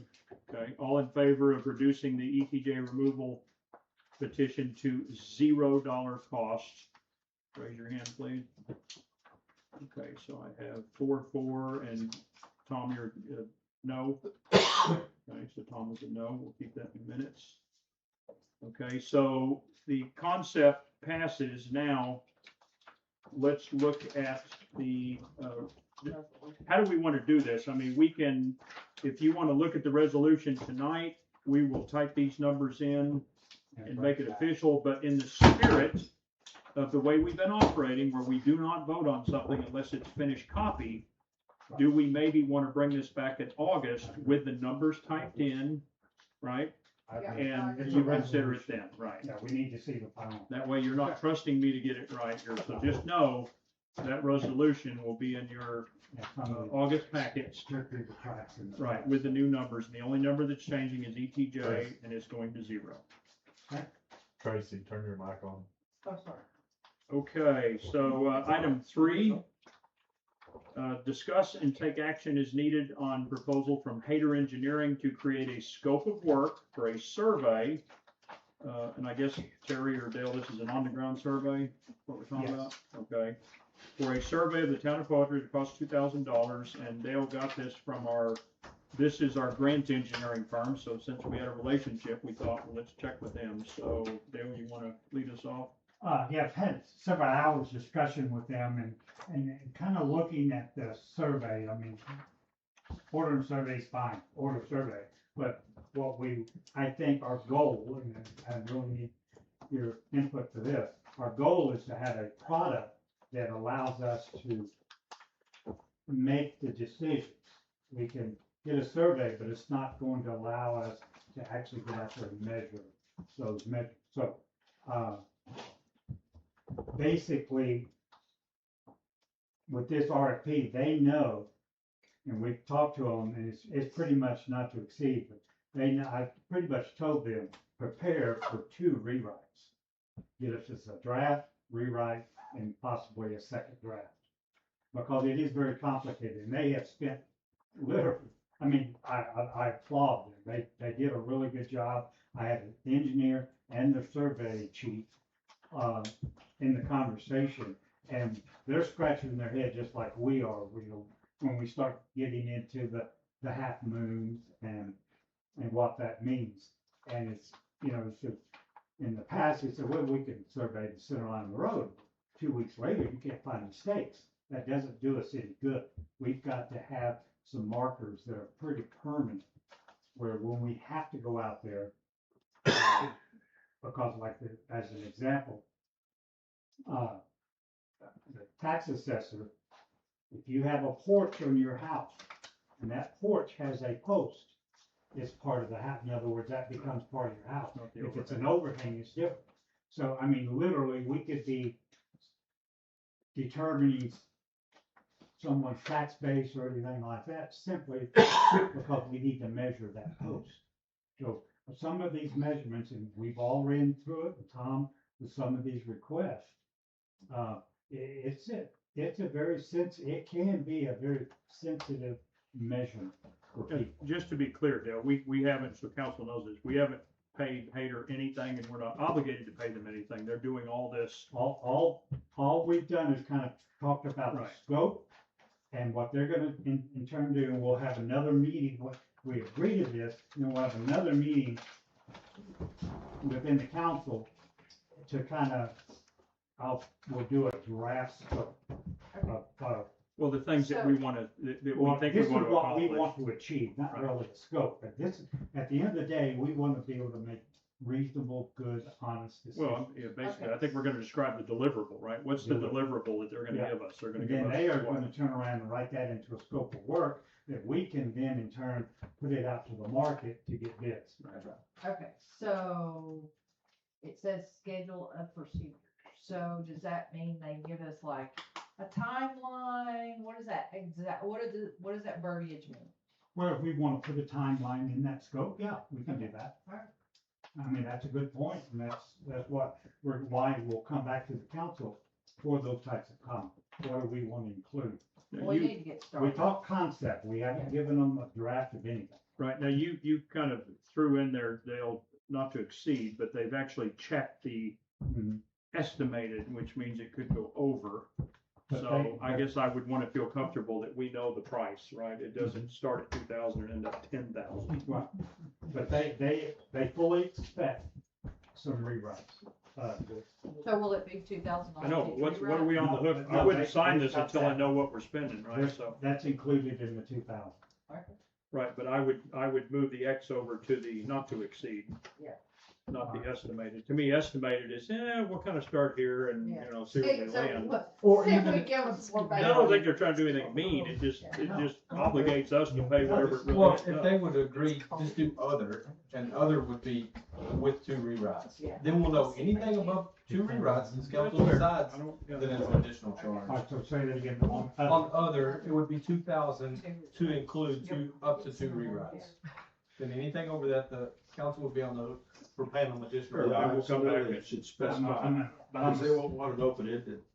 I'm gonna call it to include 2 revisions. Revisions, that's fine. And then, that's our job as a council, to be very specific with our revisions when we send them to them. So we don't go, oh, and could you add this, we need to try to keep those in. Which you're exactly right, it's gonna be more Does it important say that we specifically spend some on the time ground survey? getting that. That's what we're gonna define. Okay, well, I think they need to know those words up. I understand. Well, but we're they're gonna not have to give a whole SOPs list of saying criteria, what we. What we expect out of it. And I'll tell them what we want. This is just a, we're writing for scope others to read. that others can bid on. And we're gonna tell them in that scope what the council wants. Okay. They're gonna help us put that We're scope building the together. scope is all we're. Well, I guess my concern is that if they're gonna work up a scope, there's They need to different know ways what we to want. survey. Oh, I see what you're So- saying. So Yeah. that Say they that know again, Tom? that there's different types of surveys, so they need to know, we're talking about an on-the-ground survey in the scope of work that they work up. Okay. Yeah, and they know that already. Well, but I think we need to put it in writing. Well, we'll see that, we will write that up in the scope. Because they're not doing No, the work. no, I'm saying before we tell them that it's $2,000 and it's gonna have 2 rewrites, it's for an on-the-ground survey that we're agreeing to. But that's in the scope, they're not doing the work. Third-party surveyors are doing the work. Yeah, so they're just writing, the So scope. they're gonna write the definition of the project, right? Right, correct. So here's a project that's how to be be an on-the-ground Tom, survey. Tom's point is, the first right, do they know that we're on the ground? Well, I think there's a So step it's not a between revision. here and there Right, where we give them correct. a list of Right, expectations. what I'm We asking. haven't given them that yet. yeah, if you'll As a read council. here, it says, create a schedule or procedures for delineating the existing city limits based on the incorporation documents. I mean, that right there, and qualifications for professional land surveyor selection. Yeah, and again, understand, that's why we just start thinking about, which we've started, about the half moon. Because that, we need to kind of have that decision before we get scope. So you're gonna take this back to them and we'll bring it back to the table. We'll do that. That's Yeah, fine. yeah. let's So we're do not it. gonna vote. Because you've We only got got citizens to till- speak You've only got, also. you've only got August and September. But the idea here is to kind of bring this back to a sharp point is we want somebody to go out there that does this for a living and write a scope of work that we can then bid out. We can have Right. engineering RFQs. firms, survey firms bid 10 or on. 15 of them, whatever. So here's a project Town of Poetry has, you're interested in it, bid on it, here's what you need to do. Now, and will we'll get the engineers prices. bid on it or we just do RFQs? Well, we'll That's, send that. no, that's a good question, because engineering firms and, maybe actuaries, I'm not sure. You don't do RFPs, you do RFQs. You pick the most qualified, then you discuss the price. So it's kind of backwards. Yeah. But is it, yeah, okay, Hey, isn't it more like surveying companies are gonna bid on it, because they're gonna actually do the work? I understand that, but when they have lobbyists, and I'm telling you, you have to do an RFQ, find the most No, qualified. we're gonna follow the rules, I'm not debating that, I'm just. But we still need the scope, Yeah. regardless. Exactly. But, let me kind of test the waters here, though, so what's the temperament, though, again, we just went through a little budget thing, we're a little tight. So what's the mood of council here on spending $2,000 to get something that it That- doesn't fix the town, it just prepares us to go get Well, here's the thing. estimates? We can spend $2,000 to get a scope of work. We can put it out to bid, that's free. When we can get proposals in, that's free. Sure, Then what the idea here is, let's get it, I mean, we're 6 years old, and we don't know what it's gonna cost you. And it's a requirement. Yeah. And not only that, that survey, regardless, is still gonna help the ETJ process too. well, I just wanna make sure that the So- council so what is in we agreement, if decided- somebody's in violent agreement, please speak now, Yeah, so we'll we have- can. So what we decided last month was that it came out of this year's budget, not next year. That's what I'm trying to do. And Just also, $2,000. and also just for clarification, I think the 2,000 is well spent because we're talking about building a 5 and 10 year plan. Yeah. We'll have the free cost of what it's Amen. to start building into. What the scope is. Yeah, are we gonna be able to Cost order of the having survey? an No. engineer that- But I At just don't least want any we're gonna phone have- calls tomorrow, I meant to say, no, say it now, don't say it now, I'm not hearing you. And it'll help, exactly, help budget committee side of it, where, you know, how do we eat an elephant, a bite at a time? Next year, we'll hopefully have some money in there to start doing something. Well, I guess I'd have to say, I think $2,000 is pretty low cost. Yeah, I don't think it's a lot, but we got a pretty low budget too, so Yeah, Well, so you give $2,000. that's $2,000 Terry needs, and it ain't theirs. Well, I was gonna say we could take the rest out of The emergency services and spring tornado. municipality, right? Yeah. Emergency management. It's emergency. Okay, let's go to citizens, David Emard, you're, first up on. Pass. David Emergency. passes, and let's see, Charles Sinkovich. So this is on the scope of work for a survey. Our signature on poetry. So Councilmember Bright, you keep saying it's required. However, 3 times Attorney Berman said it was not required. And the city of Terrell currently does not have a boots on the ground survey at all, except for maybe special projects. Also, just talked to Mayor Craig of Union Valley, and he said they have not ever had a boots on the ground survey. So when you say it's required, I don't think that's accurate. So, I think, and we think that it might cost upwards to $300,000.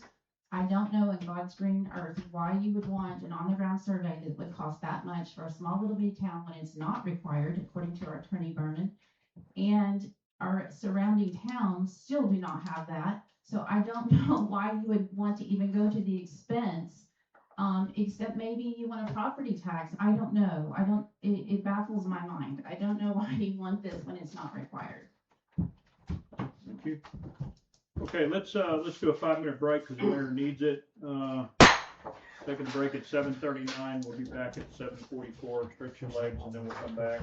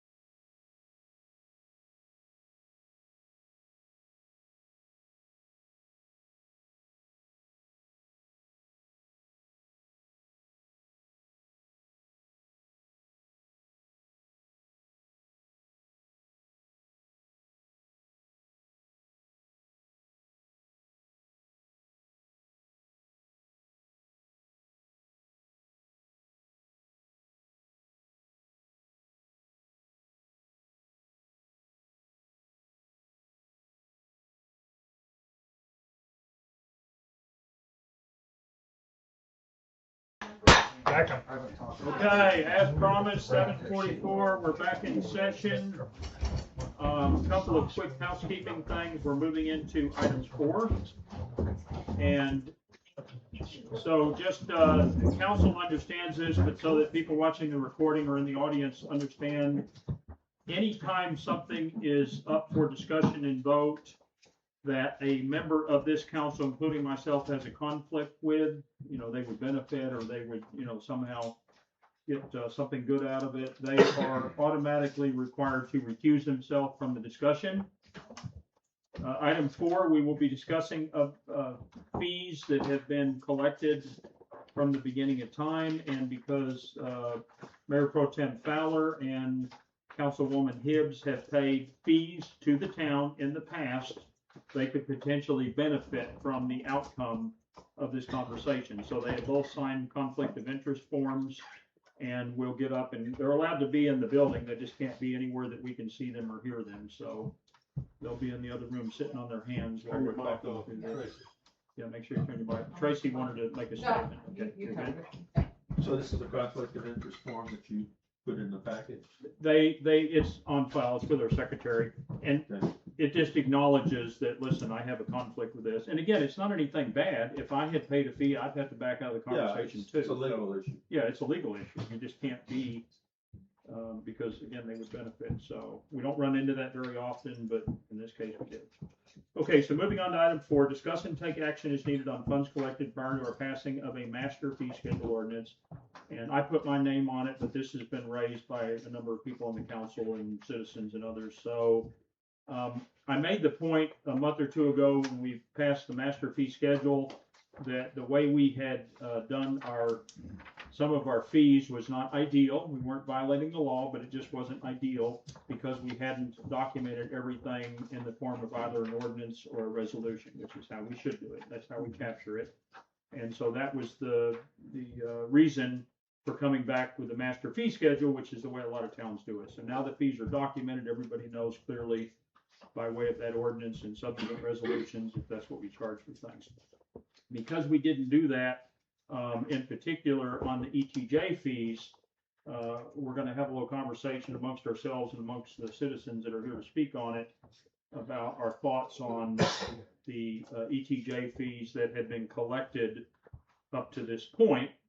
The point being when we implemented the master fee schedule, and we can do nothing, we can do something. We'll see kind of where we land on it, but that's the topic basically up for discussion. So I open the table for conversation and discussion, and then we've got 3 people in the audience at least. Others may get excited and want to speak also. So if you would bring me up to speed, so what I've been hearing through time, some people paid it and some people haven't. Well, in the very beginning, when that House bill first came out or Senate bill, we weren't charging. The first few, I think, 2. yeah, Dale And David. Okay, so they were the first 2.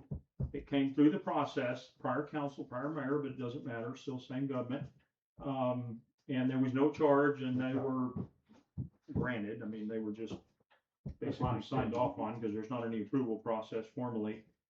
But after that, council had some discussions, and I actually have all of the minutes when we were talking about it, as to, well, we need to have a fee and we need to do this and whatever. And there actually was an agenda item on November 2nd, 2023 to discuss and take action on resolution for adopting fee for accepting and processing applications and petitions for release of property from the town's ETJ.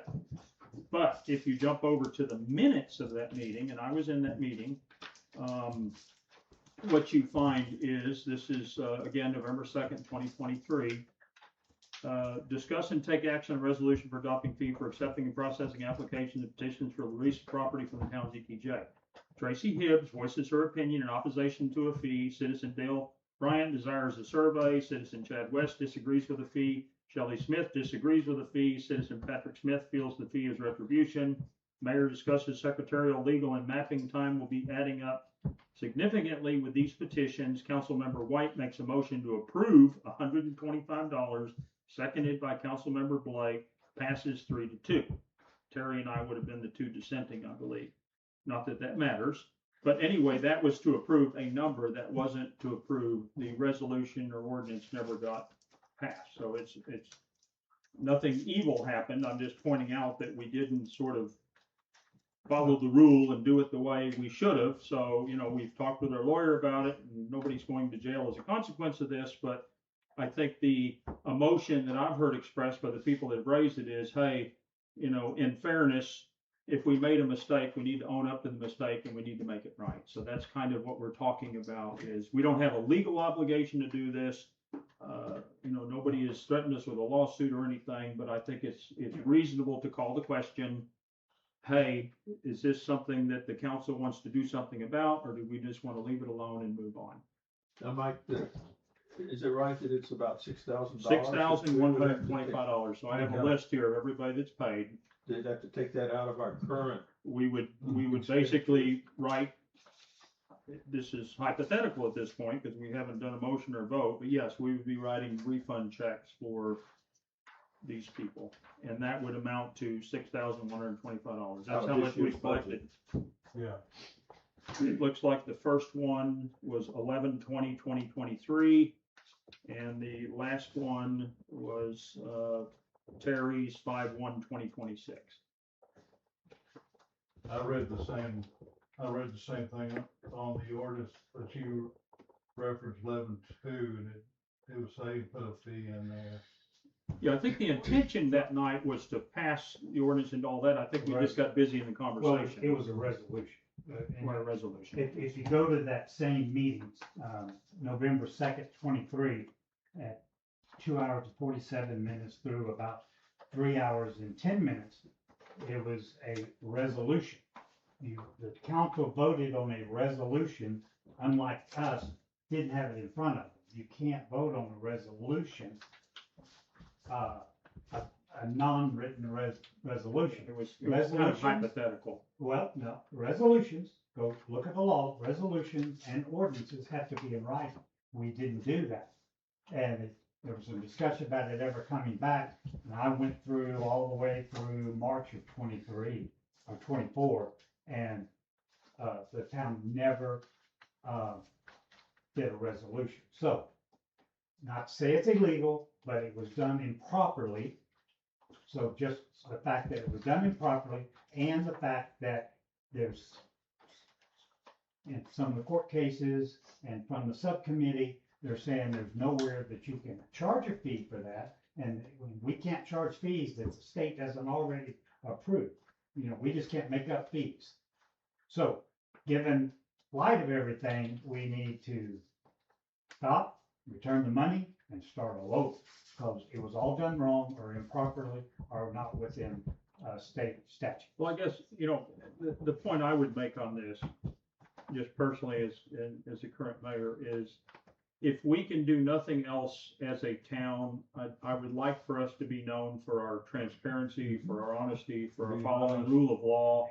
And again, I'm not saying anybody broke any laws here, Right. but we're maturing, right? We're smarter today than we were yesterday. We're smarter this year than we were a year ago. We're growing, we're learning, we're getting a little better. We got good secretaries.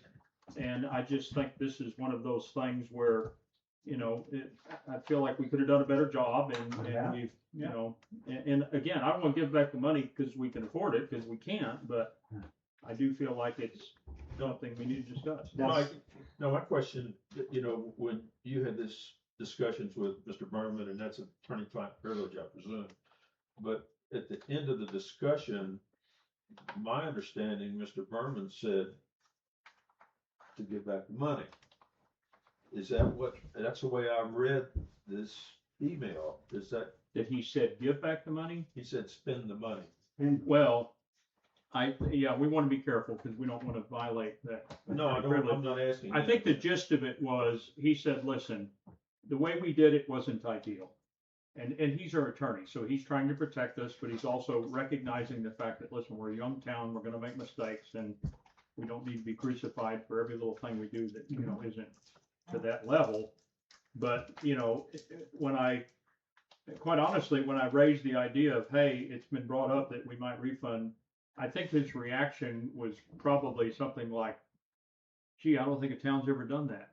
That just doesn't happen. I mean, towns don't own up to mistakes and they don't, fix things and all that. So I think his thought was, I just keep going. I just, move on and I don't think he was trying to be, anyway, I don't want to go into too much detail on that because again, But I understood. what he told me was, we're not going to jail for doing it the way we are, but we're not going to jail if we give it back either. I mean, But it's, when you asked him about his advice, something to the effect to spend the money, well, which I took to mean to give back the money. Is that what he meant? well, you bring up a good point. I didn't challenge him after that. I read it like, use the money for the town and keep moving. I didn't read it as give it back, but, Oh, well, that's not what I read. That's not what I interpreted. So I guess, following. he doesn't have a dog in his hunt. He doesn't care. I mean, No, but he is our town lawyer. no, he is our attorney, but I'm saying, he didn't say we'd be in trouble if we gave it back. He Right. didn't say we'd be in trouble if we kept it. Right, but your question. He's like, you do what you was, wanna do. well, what would you do, or what is your advice, and is spend the money, which I took, okay, give back the $6,000. I mean, that's why I was prepared to vote to give back the $6,000 based on what I understood Mr. Berman had advised you. I can't guarantee you that's either of us is right, because I didn't follow up with another question to say, spend the money on what? I don't think it's needed. It seemed clear enough to me. Okay. I mean, we've all said Mr. Berman is a man of few words sometimes. He doesn't get into the legal reasons why. Well, I think he tries to be practical about it, Well, but he yeah. knows the law. He's not So- telling us to break the law. So I guess my feeling is that, I don't like giving up $6,000 either, but on the other hand, I think there's somewhat of a moral issue here. Are we gonna do That's this? kinda And where I I'm go at ahead on and just do it, as Okay. he suggested. Doug, do you want to weigh in? We're basing our decision on what we've stood for to help our community and support our community. And, upright the ship a little bit, and if there were some things that we could do better, certainly what we chose to do is to make things better as we go down the road. So, I think we've talked about it obviously in the budget meetings of that $6,000. But that's what I'm talking. But, I think in fairness to, again, upright the ship and change and keep on course of our correcting things that we need to do, I'm for, releasing the money. Okay, we've got some people in the audience, and if you didn't sign up, I'll still let you talk. So, first up, who did sign up, we're on number 4, David.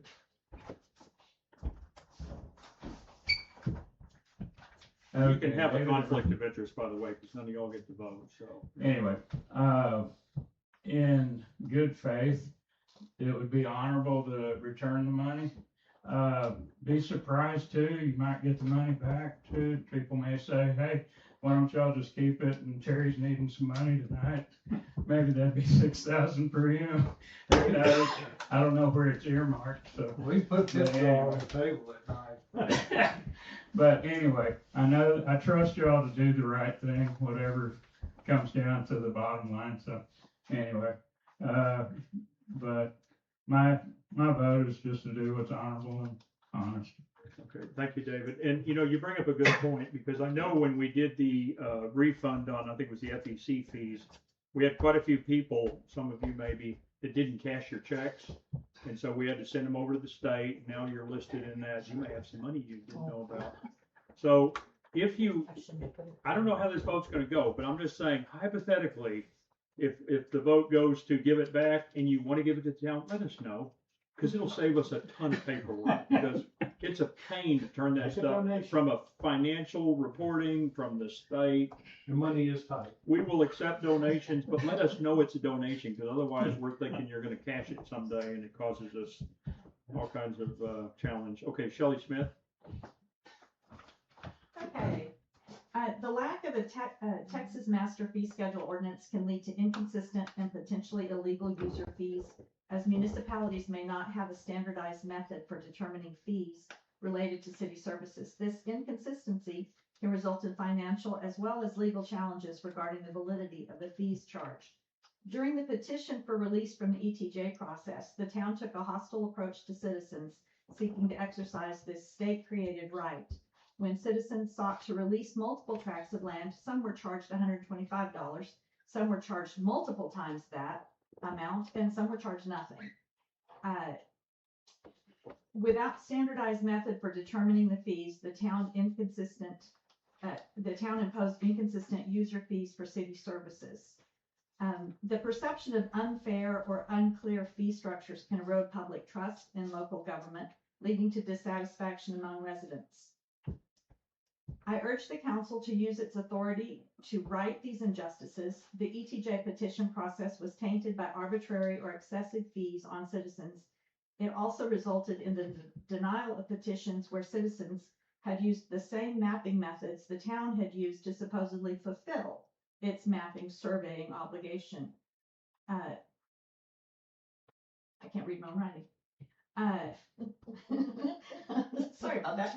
I urge the council to follow the rule of law and not the rule of man or woman, as was shamefully done in the past. On that same note, without the master fee schedule, PIR fees were arbitrarily imposed. Citizens were overcharged for PIR responses, including where not all requested public information was actually provided. This also placed inconsistent, arbitrary financial burdens on some residents. So I vote you do the right thing, give it back, and then start your fee schedule with an ordinance. Thank you. Okay, thank you, Kelly. Tara Segovich? Well, dang, we dropped the ball on that one. I disagree with the previous speaker. Nothing was done intentionally we had $125 per petition release. So, we did our best, to be fair. Now, if someone had multiple properties, they were charged for multiple properties.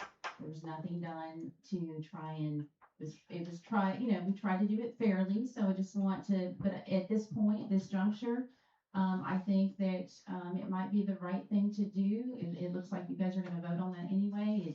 It kind of hurts the bottom line, but it might go a long way to smooth some waters. And, since we dropped the ball on it, I'm kind of for that. So let's do what we need to do, and maybe other towns do it, but hopefully we're different. Okay, thanks, Tara. Okay, anybody else? That's all that signed up. Anybody else feel passionate about this? Want to get to speak? I got another comment. Go ahead, back to the table. Real quick, that, the town is growing, we have needs that are showing up, seem like every day. And, the discussions of fees and how much things are gonna be in the future, it's just another conversation that's gonna be carrying on. I just wanna make sure that, the council, the citizens are here, and the ones that are watching on TV. These are things that we do take serious, but there are things and decisions that we have to make in the future regarding fees and things like that, just to keep us moving forward. So, I do appreciate the community and appreciate the comments tonight. So, hopefully we can, fix again what's been, kind of get that ship up right again. Thank you, Mayor. Okay, so just to kind of clear the air from my perspective, I didn't put this on here because I felt like people were punished. I put this on here because I felt like we didn't follow the rules. That's it. So you can read other things into that if you want. I also did not come prepared as the mayor to talk about PIRs, although I don't disagree with the point that was made. I just don't know about the conflicts of interest and amounts and all that in this session. So my encouragement, I don't know what you guys do, would be that if we want to consider the PIR, we do that in a different meeting. So I can figure out, I don't know if that's $1 or $1 million. I don't know what it is. I know that this is $6,125. I am confident of that, and I know we can write those checks. PIR, it's not gonna break the bank, but I just don't know, and I wanna make sure I have all the conflicts in place. And again, as people say, that's the growing pains of the community and town. It's okay, we're gonna, I'm sure we're gonna recover and we're gonna make it better, so. they're gonna look back and find the mistakes we made. It's just okay, we're just growing, we're moving on from it, we're not trying to punish the past, we're moving on. We're growing, and again, I always appreciate people that own up. You make a mistake, you own up to it, you move on. It's how you learn. It's kind of the feedback thing, so. Now, Mike, the $6,000 was all for the ETJ removal That is fees, correct. nothing else. That's it. Right. Yeah, and that's from the beginning of time. It's not just the ones this year. It's everybody we've ever charged, because we just decided tonight, we're not charging for them. So, Well, I thought Tracy and the forms Tracy and, Terry had to fill out says they wouldn't. no, so, okay, so let me clarify that. So there were two options for the audience as well. There were two options for holding this meeting tonight with, Councilwoman Hibbs and Mayor Pro Tem Fowler. They could have signed a voluntary waiver of refund, okay? And they could have been at this table in this conversation, which basically says, I forfeit whatever money this decision we're about to make would give me or would benefit, right? They chose not to fill out that, not to sign that form. Okay. Because of concern over language and all that, and that's okay. That's well within their rights. The other option was for them to just not participate in the meeting, which is what they chose. And so they have not waived their right to a refund. So if this decision is to give a refund, they will also get it, but they did not have any influence on that decision because they're in the other room. They're not in here, so, Well, okay. okay, so I guess I'd make a motion, we go ahead and do the refund of the approximately $6,000 for the ETJ. Okay, so, Is that like that in the minutes, that it's for the ETJ, just to be clear? right. Refund petition for the ETJ. Refund all removal fees petition. collected today for ETJ removal. For ETJ removal, yes. Okay, do I have a second? Second. Okay, so I have a motion by Tom, I have a second by Doug, and by the way, since we're down to three, it's just a majority vote, so if two or more of you vote in favor, it passes, so call for a vote, all in favor? Okay, it passes 3 out of 3. Okay, Terry and, Tracy, you can come back in, please. Bill Traggers. We're out of timeout. Oh, there it is. Excuse me. Sure. Okay, we're moving on to good news. We're gonna get out of here early because number 5, okay, we have to renew our sales and use tax every 4 years, and believe it or not, it's been 4 years since we voted on it. You remember, we actually voted on it twice because we had a little challenge with the number, but anyway, and so that is going to be on the November ballot. Unfortunately, what I have found out since I put this agenda together is you cannot vote on it sooner than, like 3 days from now. So if we voted tonight, it would be too early, but you can't vote on it any later than August 17th. And the second week, 3 days after we vote that ordinance to be in that election, we have to start staying open 5 days a week. So we don't want to start that clock too early, and I couldn't do it if I wanted to, because we're 3 days or so from the starting point. So we are going to not do, I mean, if council has any comments about the ordinance, we can discuss those, but we are not gonna vote on 5. We're actually gonna have a special meeting on August 17th. It'll be a 5-minute meeting here at 5:30, where all we're gonna do is pass that ordinance, sign it, we turn it into the elections groups in Hunt and Kaufman County. And we've already told them we're gonna do it that night, and then we're officially in the election. So again, if anybody wants to talk about the ordinance, it's pretty straightforward. Well, I guess my only question, and this goes to really Kaufman County's voting administrator, is the 17th, would they need it in hand? We've already figured Already that asked. out. That's what I asked, close of business, midnight, what, they said no, is if you vote on the 17th, we're fine. So the 23rd through the 17th, that's the window when you have to vote this Okay. order in. Okay, well, Because she's we're too early. Kaufman County. Yeah. I Now, got we it verified, that's the other from thing. Teresa, checked with Tandy and whoever's running Hunt County, it's not Jeannie anymore, and they said we're good. So the 17th is it. Okay. And I just need at least 3 of you to show up, so we, have a quorum, and so, I don't know, Terry, I didn't check your schedule, that was the date we had to pick, so. Anyway, so we're moving on to, so if you wanted to talk on 5, I don't know, I guess if you want to talk on it, you can. Let's see, 5, actually a bunch of people, you can still talk on it if you want, but we're not voting. Pass. So David, Pass. Scott, I'd like Tara? Oh, Scott, go ahead. Yeah, we'll take your input, we're just not taking any action. Scott Lakeview, County Road 2426.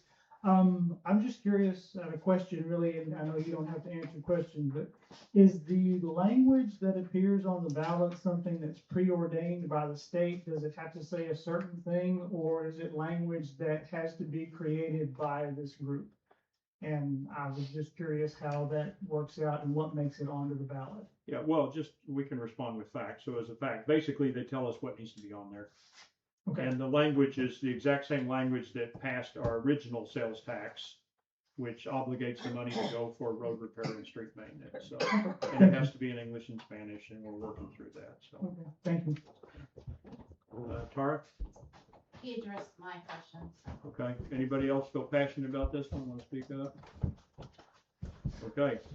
Hearing none, we move on to my favorite, number 6. This is where I ask for money.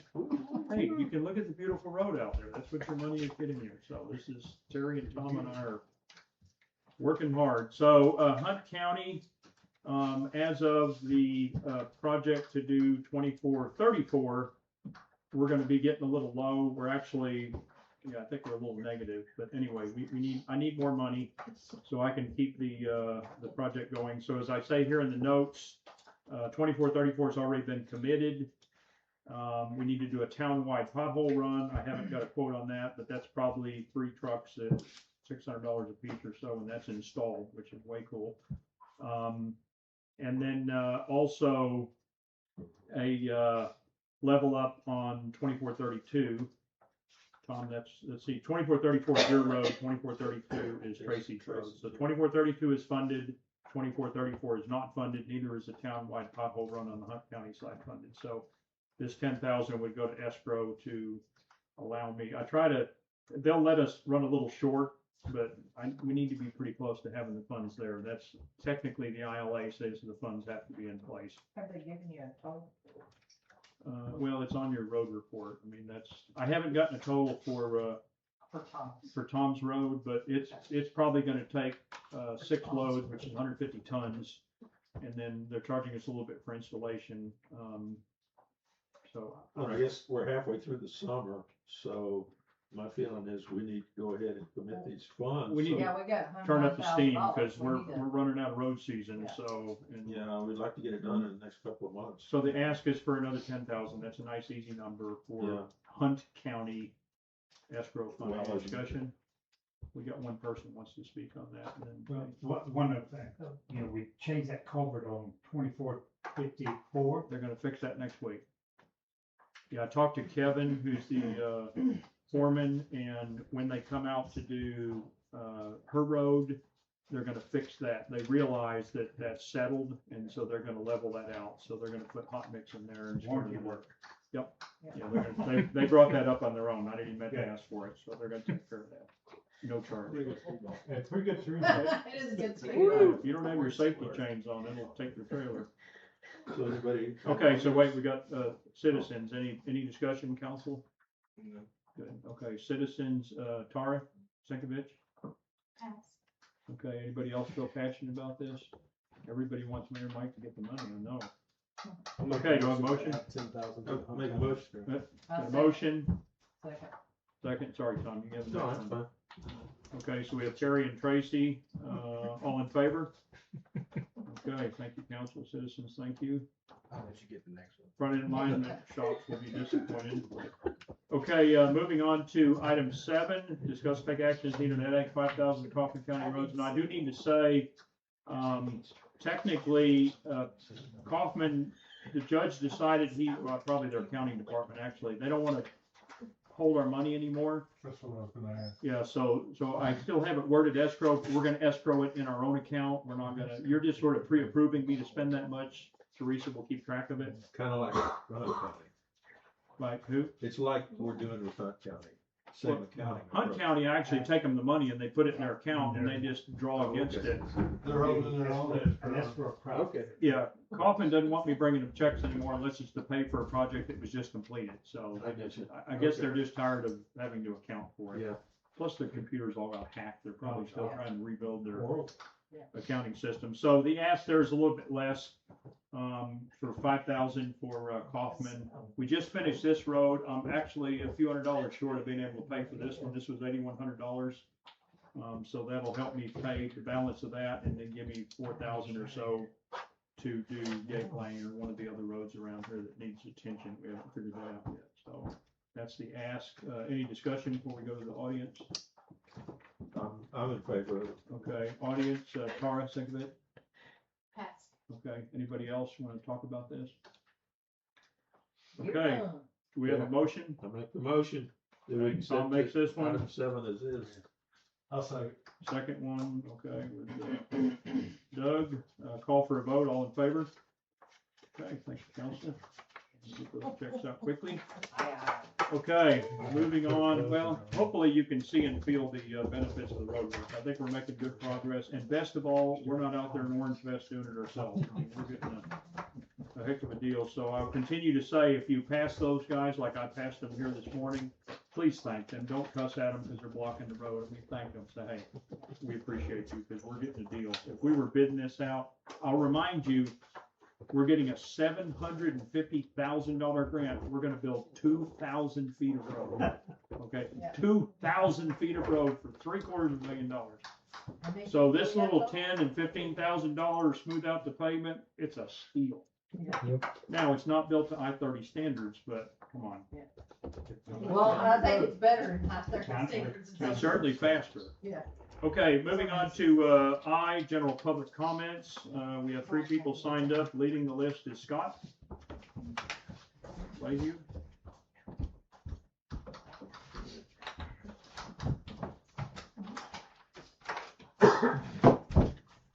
Hello again, Scott Lakeview, County Road 2426.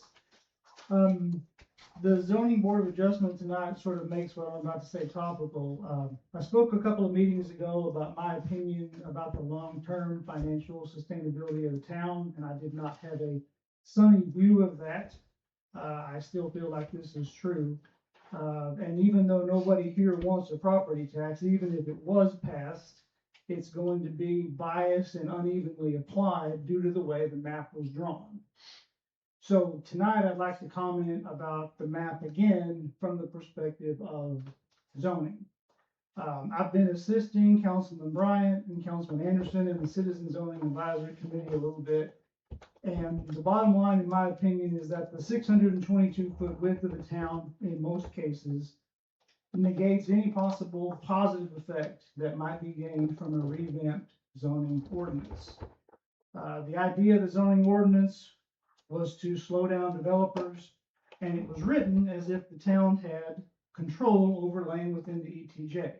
And I know everybody in here probably realized the town doesn't have control over the ETJ, but for the benefit of anybody watching or listening, the town does not have control over any property within the ETJ. Only the 622 feet of the strip, 311 feet on each side of the road. So a developer who purchases 200 acres, only the 311 feet strip from the center line of the road is controlled by the town. Beyond that, the developer can do whatever they want to do. Additionally, consider a citizen who owns 20 acres, but only half an acre is within that 311-foot strip. Well, 20 acres would be ag by any definition, but is it ag?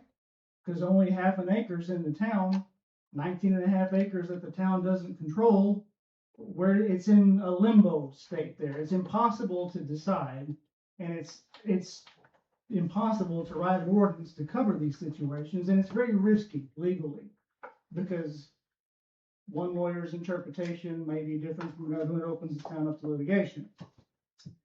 And let's not forget that zoning has an enforcement burden, which you guys have been talking about, and there's very limited resources to do that.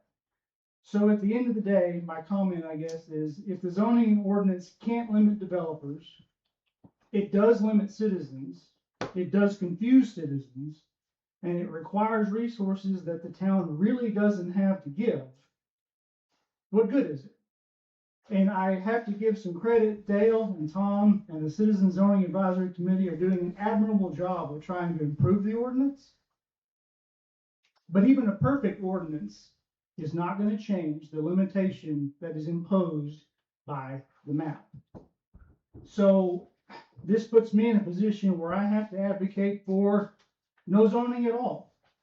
Go back to the way things were, go back to the way the community was since the town was incorporated and decades before that. I just don't see where it's doing any good based on the restrictions of the way the map was drawn. It's an equation that's not going to balance. And again, the improvements that are being made are great. They're admirable. We're trying to do the best.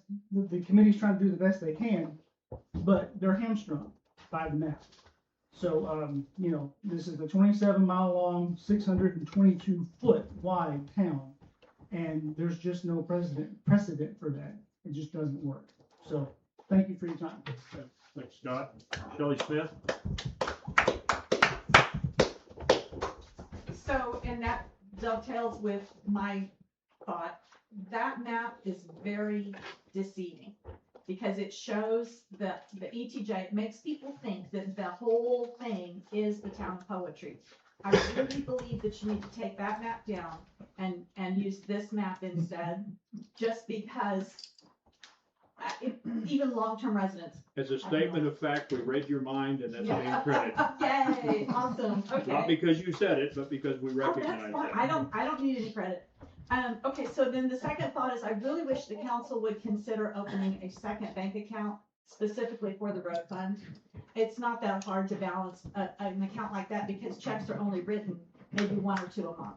So I strongly recommend that you have something that we can open up and see, okay, here's road fund money. We know exactly that it's not being used for anything else. So anyway, that's a thing. And when you made a comment tonight, Mike, about the road grant thing, that it's not a done deal, that, they didn't like option 1 and all of this kind of stuff. That makes me question the companies that we had to decide on to take part of it. I want to say it was like $200 grand or something. I don't remember who that was, but do we have to pay them regardless of whether or not no, okay, so that's only if the grant comes through. We have not paid them a penny to date and they've done quite a bit of work. Okay. And we will not pay them a single penny if we do not get the grant, which is why they're fighting so hard to make something work. Gotcha. Because otherwise they collect zero. I couldn't remember. It's a no risk. Yeah. It's a no I'm risk. so excited about the new map. Yeah, good. Thank you. Yeah, we're actually getting that new map. We'll roll it out at the town hall because I think it's already been pointed out that it's confusing, because I think it is. People think that whole blob is, except for the donut hole, I guess, but it's not the town. The town is the other part. So, okay, Tar Sigovich. And anybody else can speak after her if you want, so. Your comment on the grant makes me think that the federal government overdoes things, and that's unfortunate to some point. That's really sad to hear that they expect a little town to have an I-30 type standard, but that is what it is right now. But I want to say that, you know what, I've seen our roads since 2019 have been a lot better, and it sounds like this council and Mayor Mike are doing a good job keeping up with the roads, and so kudos for that. And just wanted to put that out there. Give praise where praise is due. And I know it's been about 1.5 years since we've had this signage deal, and I think you gave a little bit of an update, and I haven't, I'm a little disappointed that it's been 1.5 years and we still have no updated signs. So hopefully that'll happen sooner rather than later. And then with the previous, I respectfully disagree with Mr. Leahy. Our attorney wrote most of the current zoning, and the committee, of course, put in there, we had a citizen who put in the driveway clause, which we think is very powerful.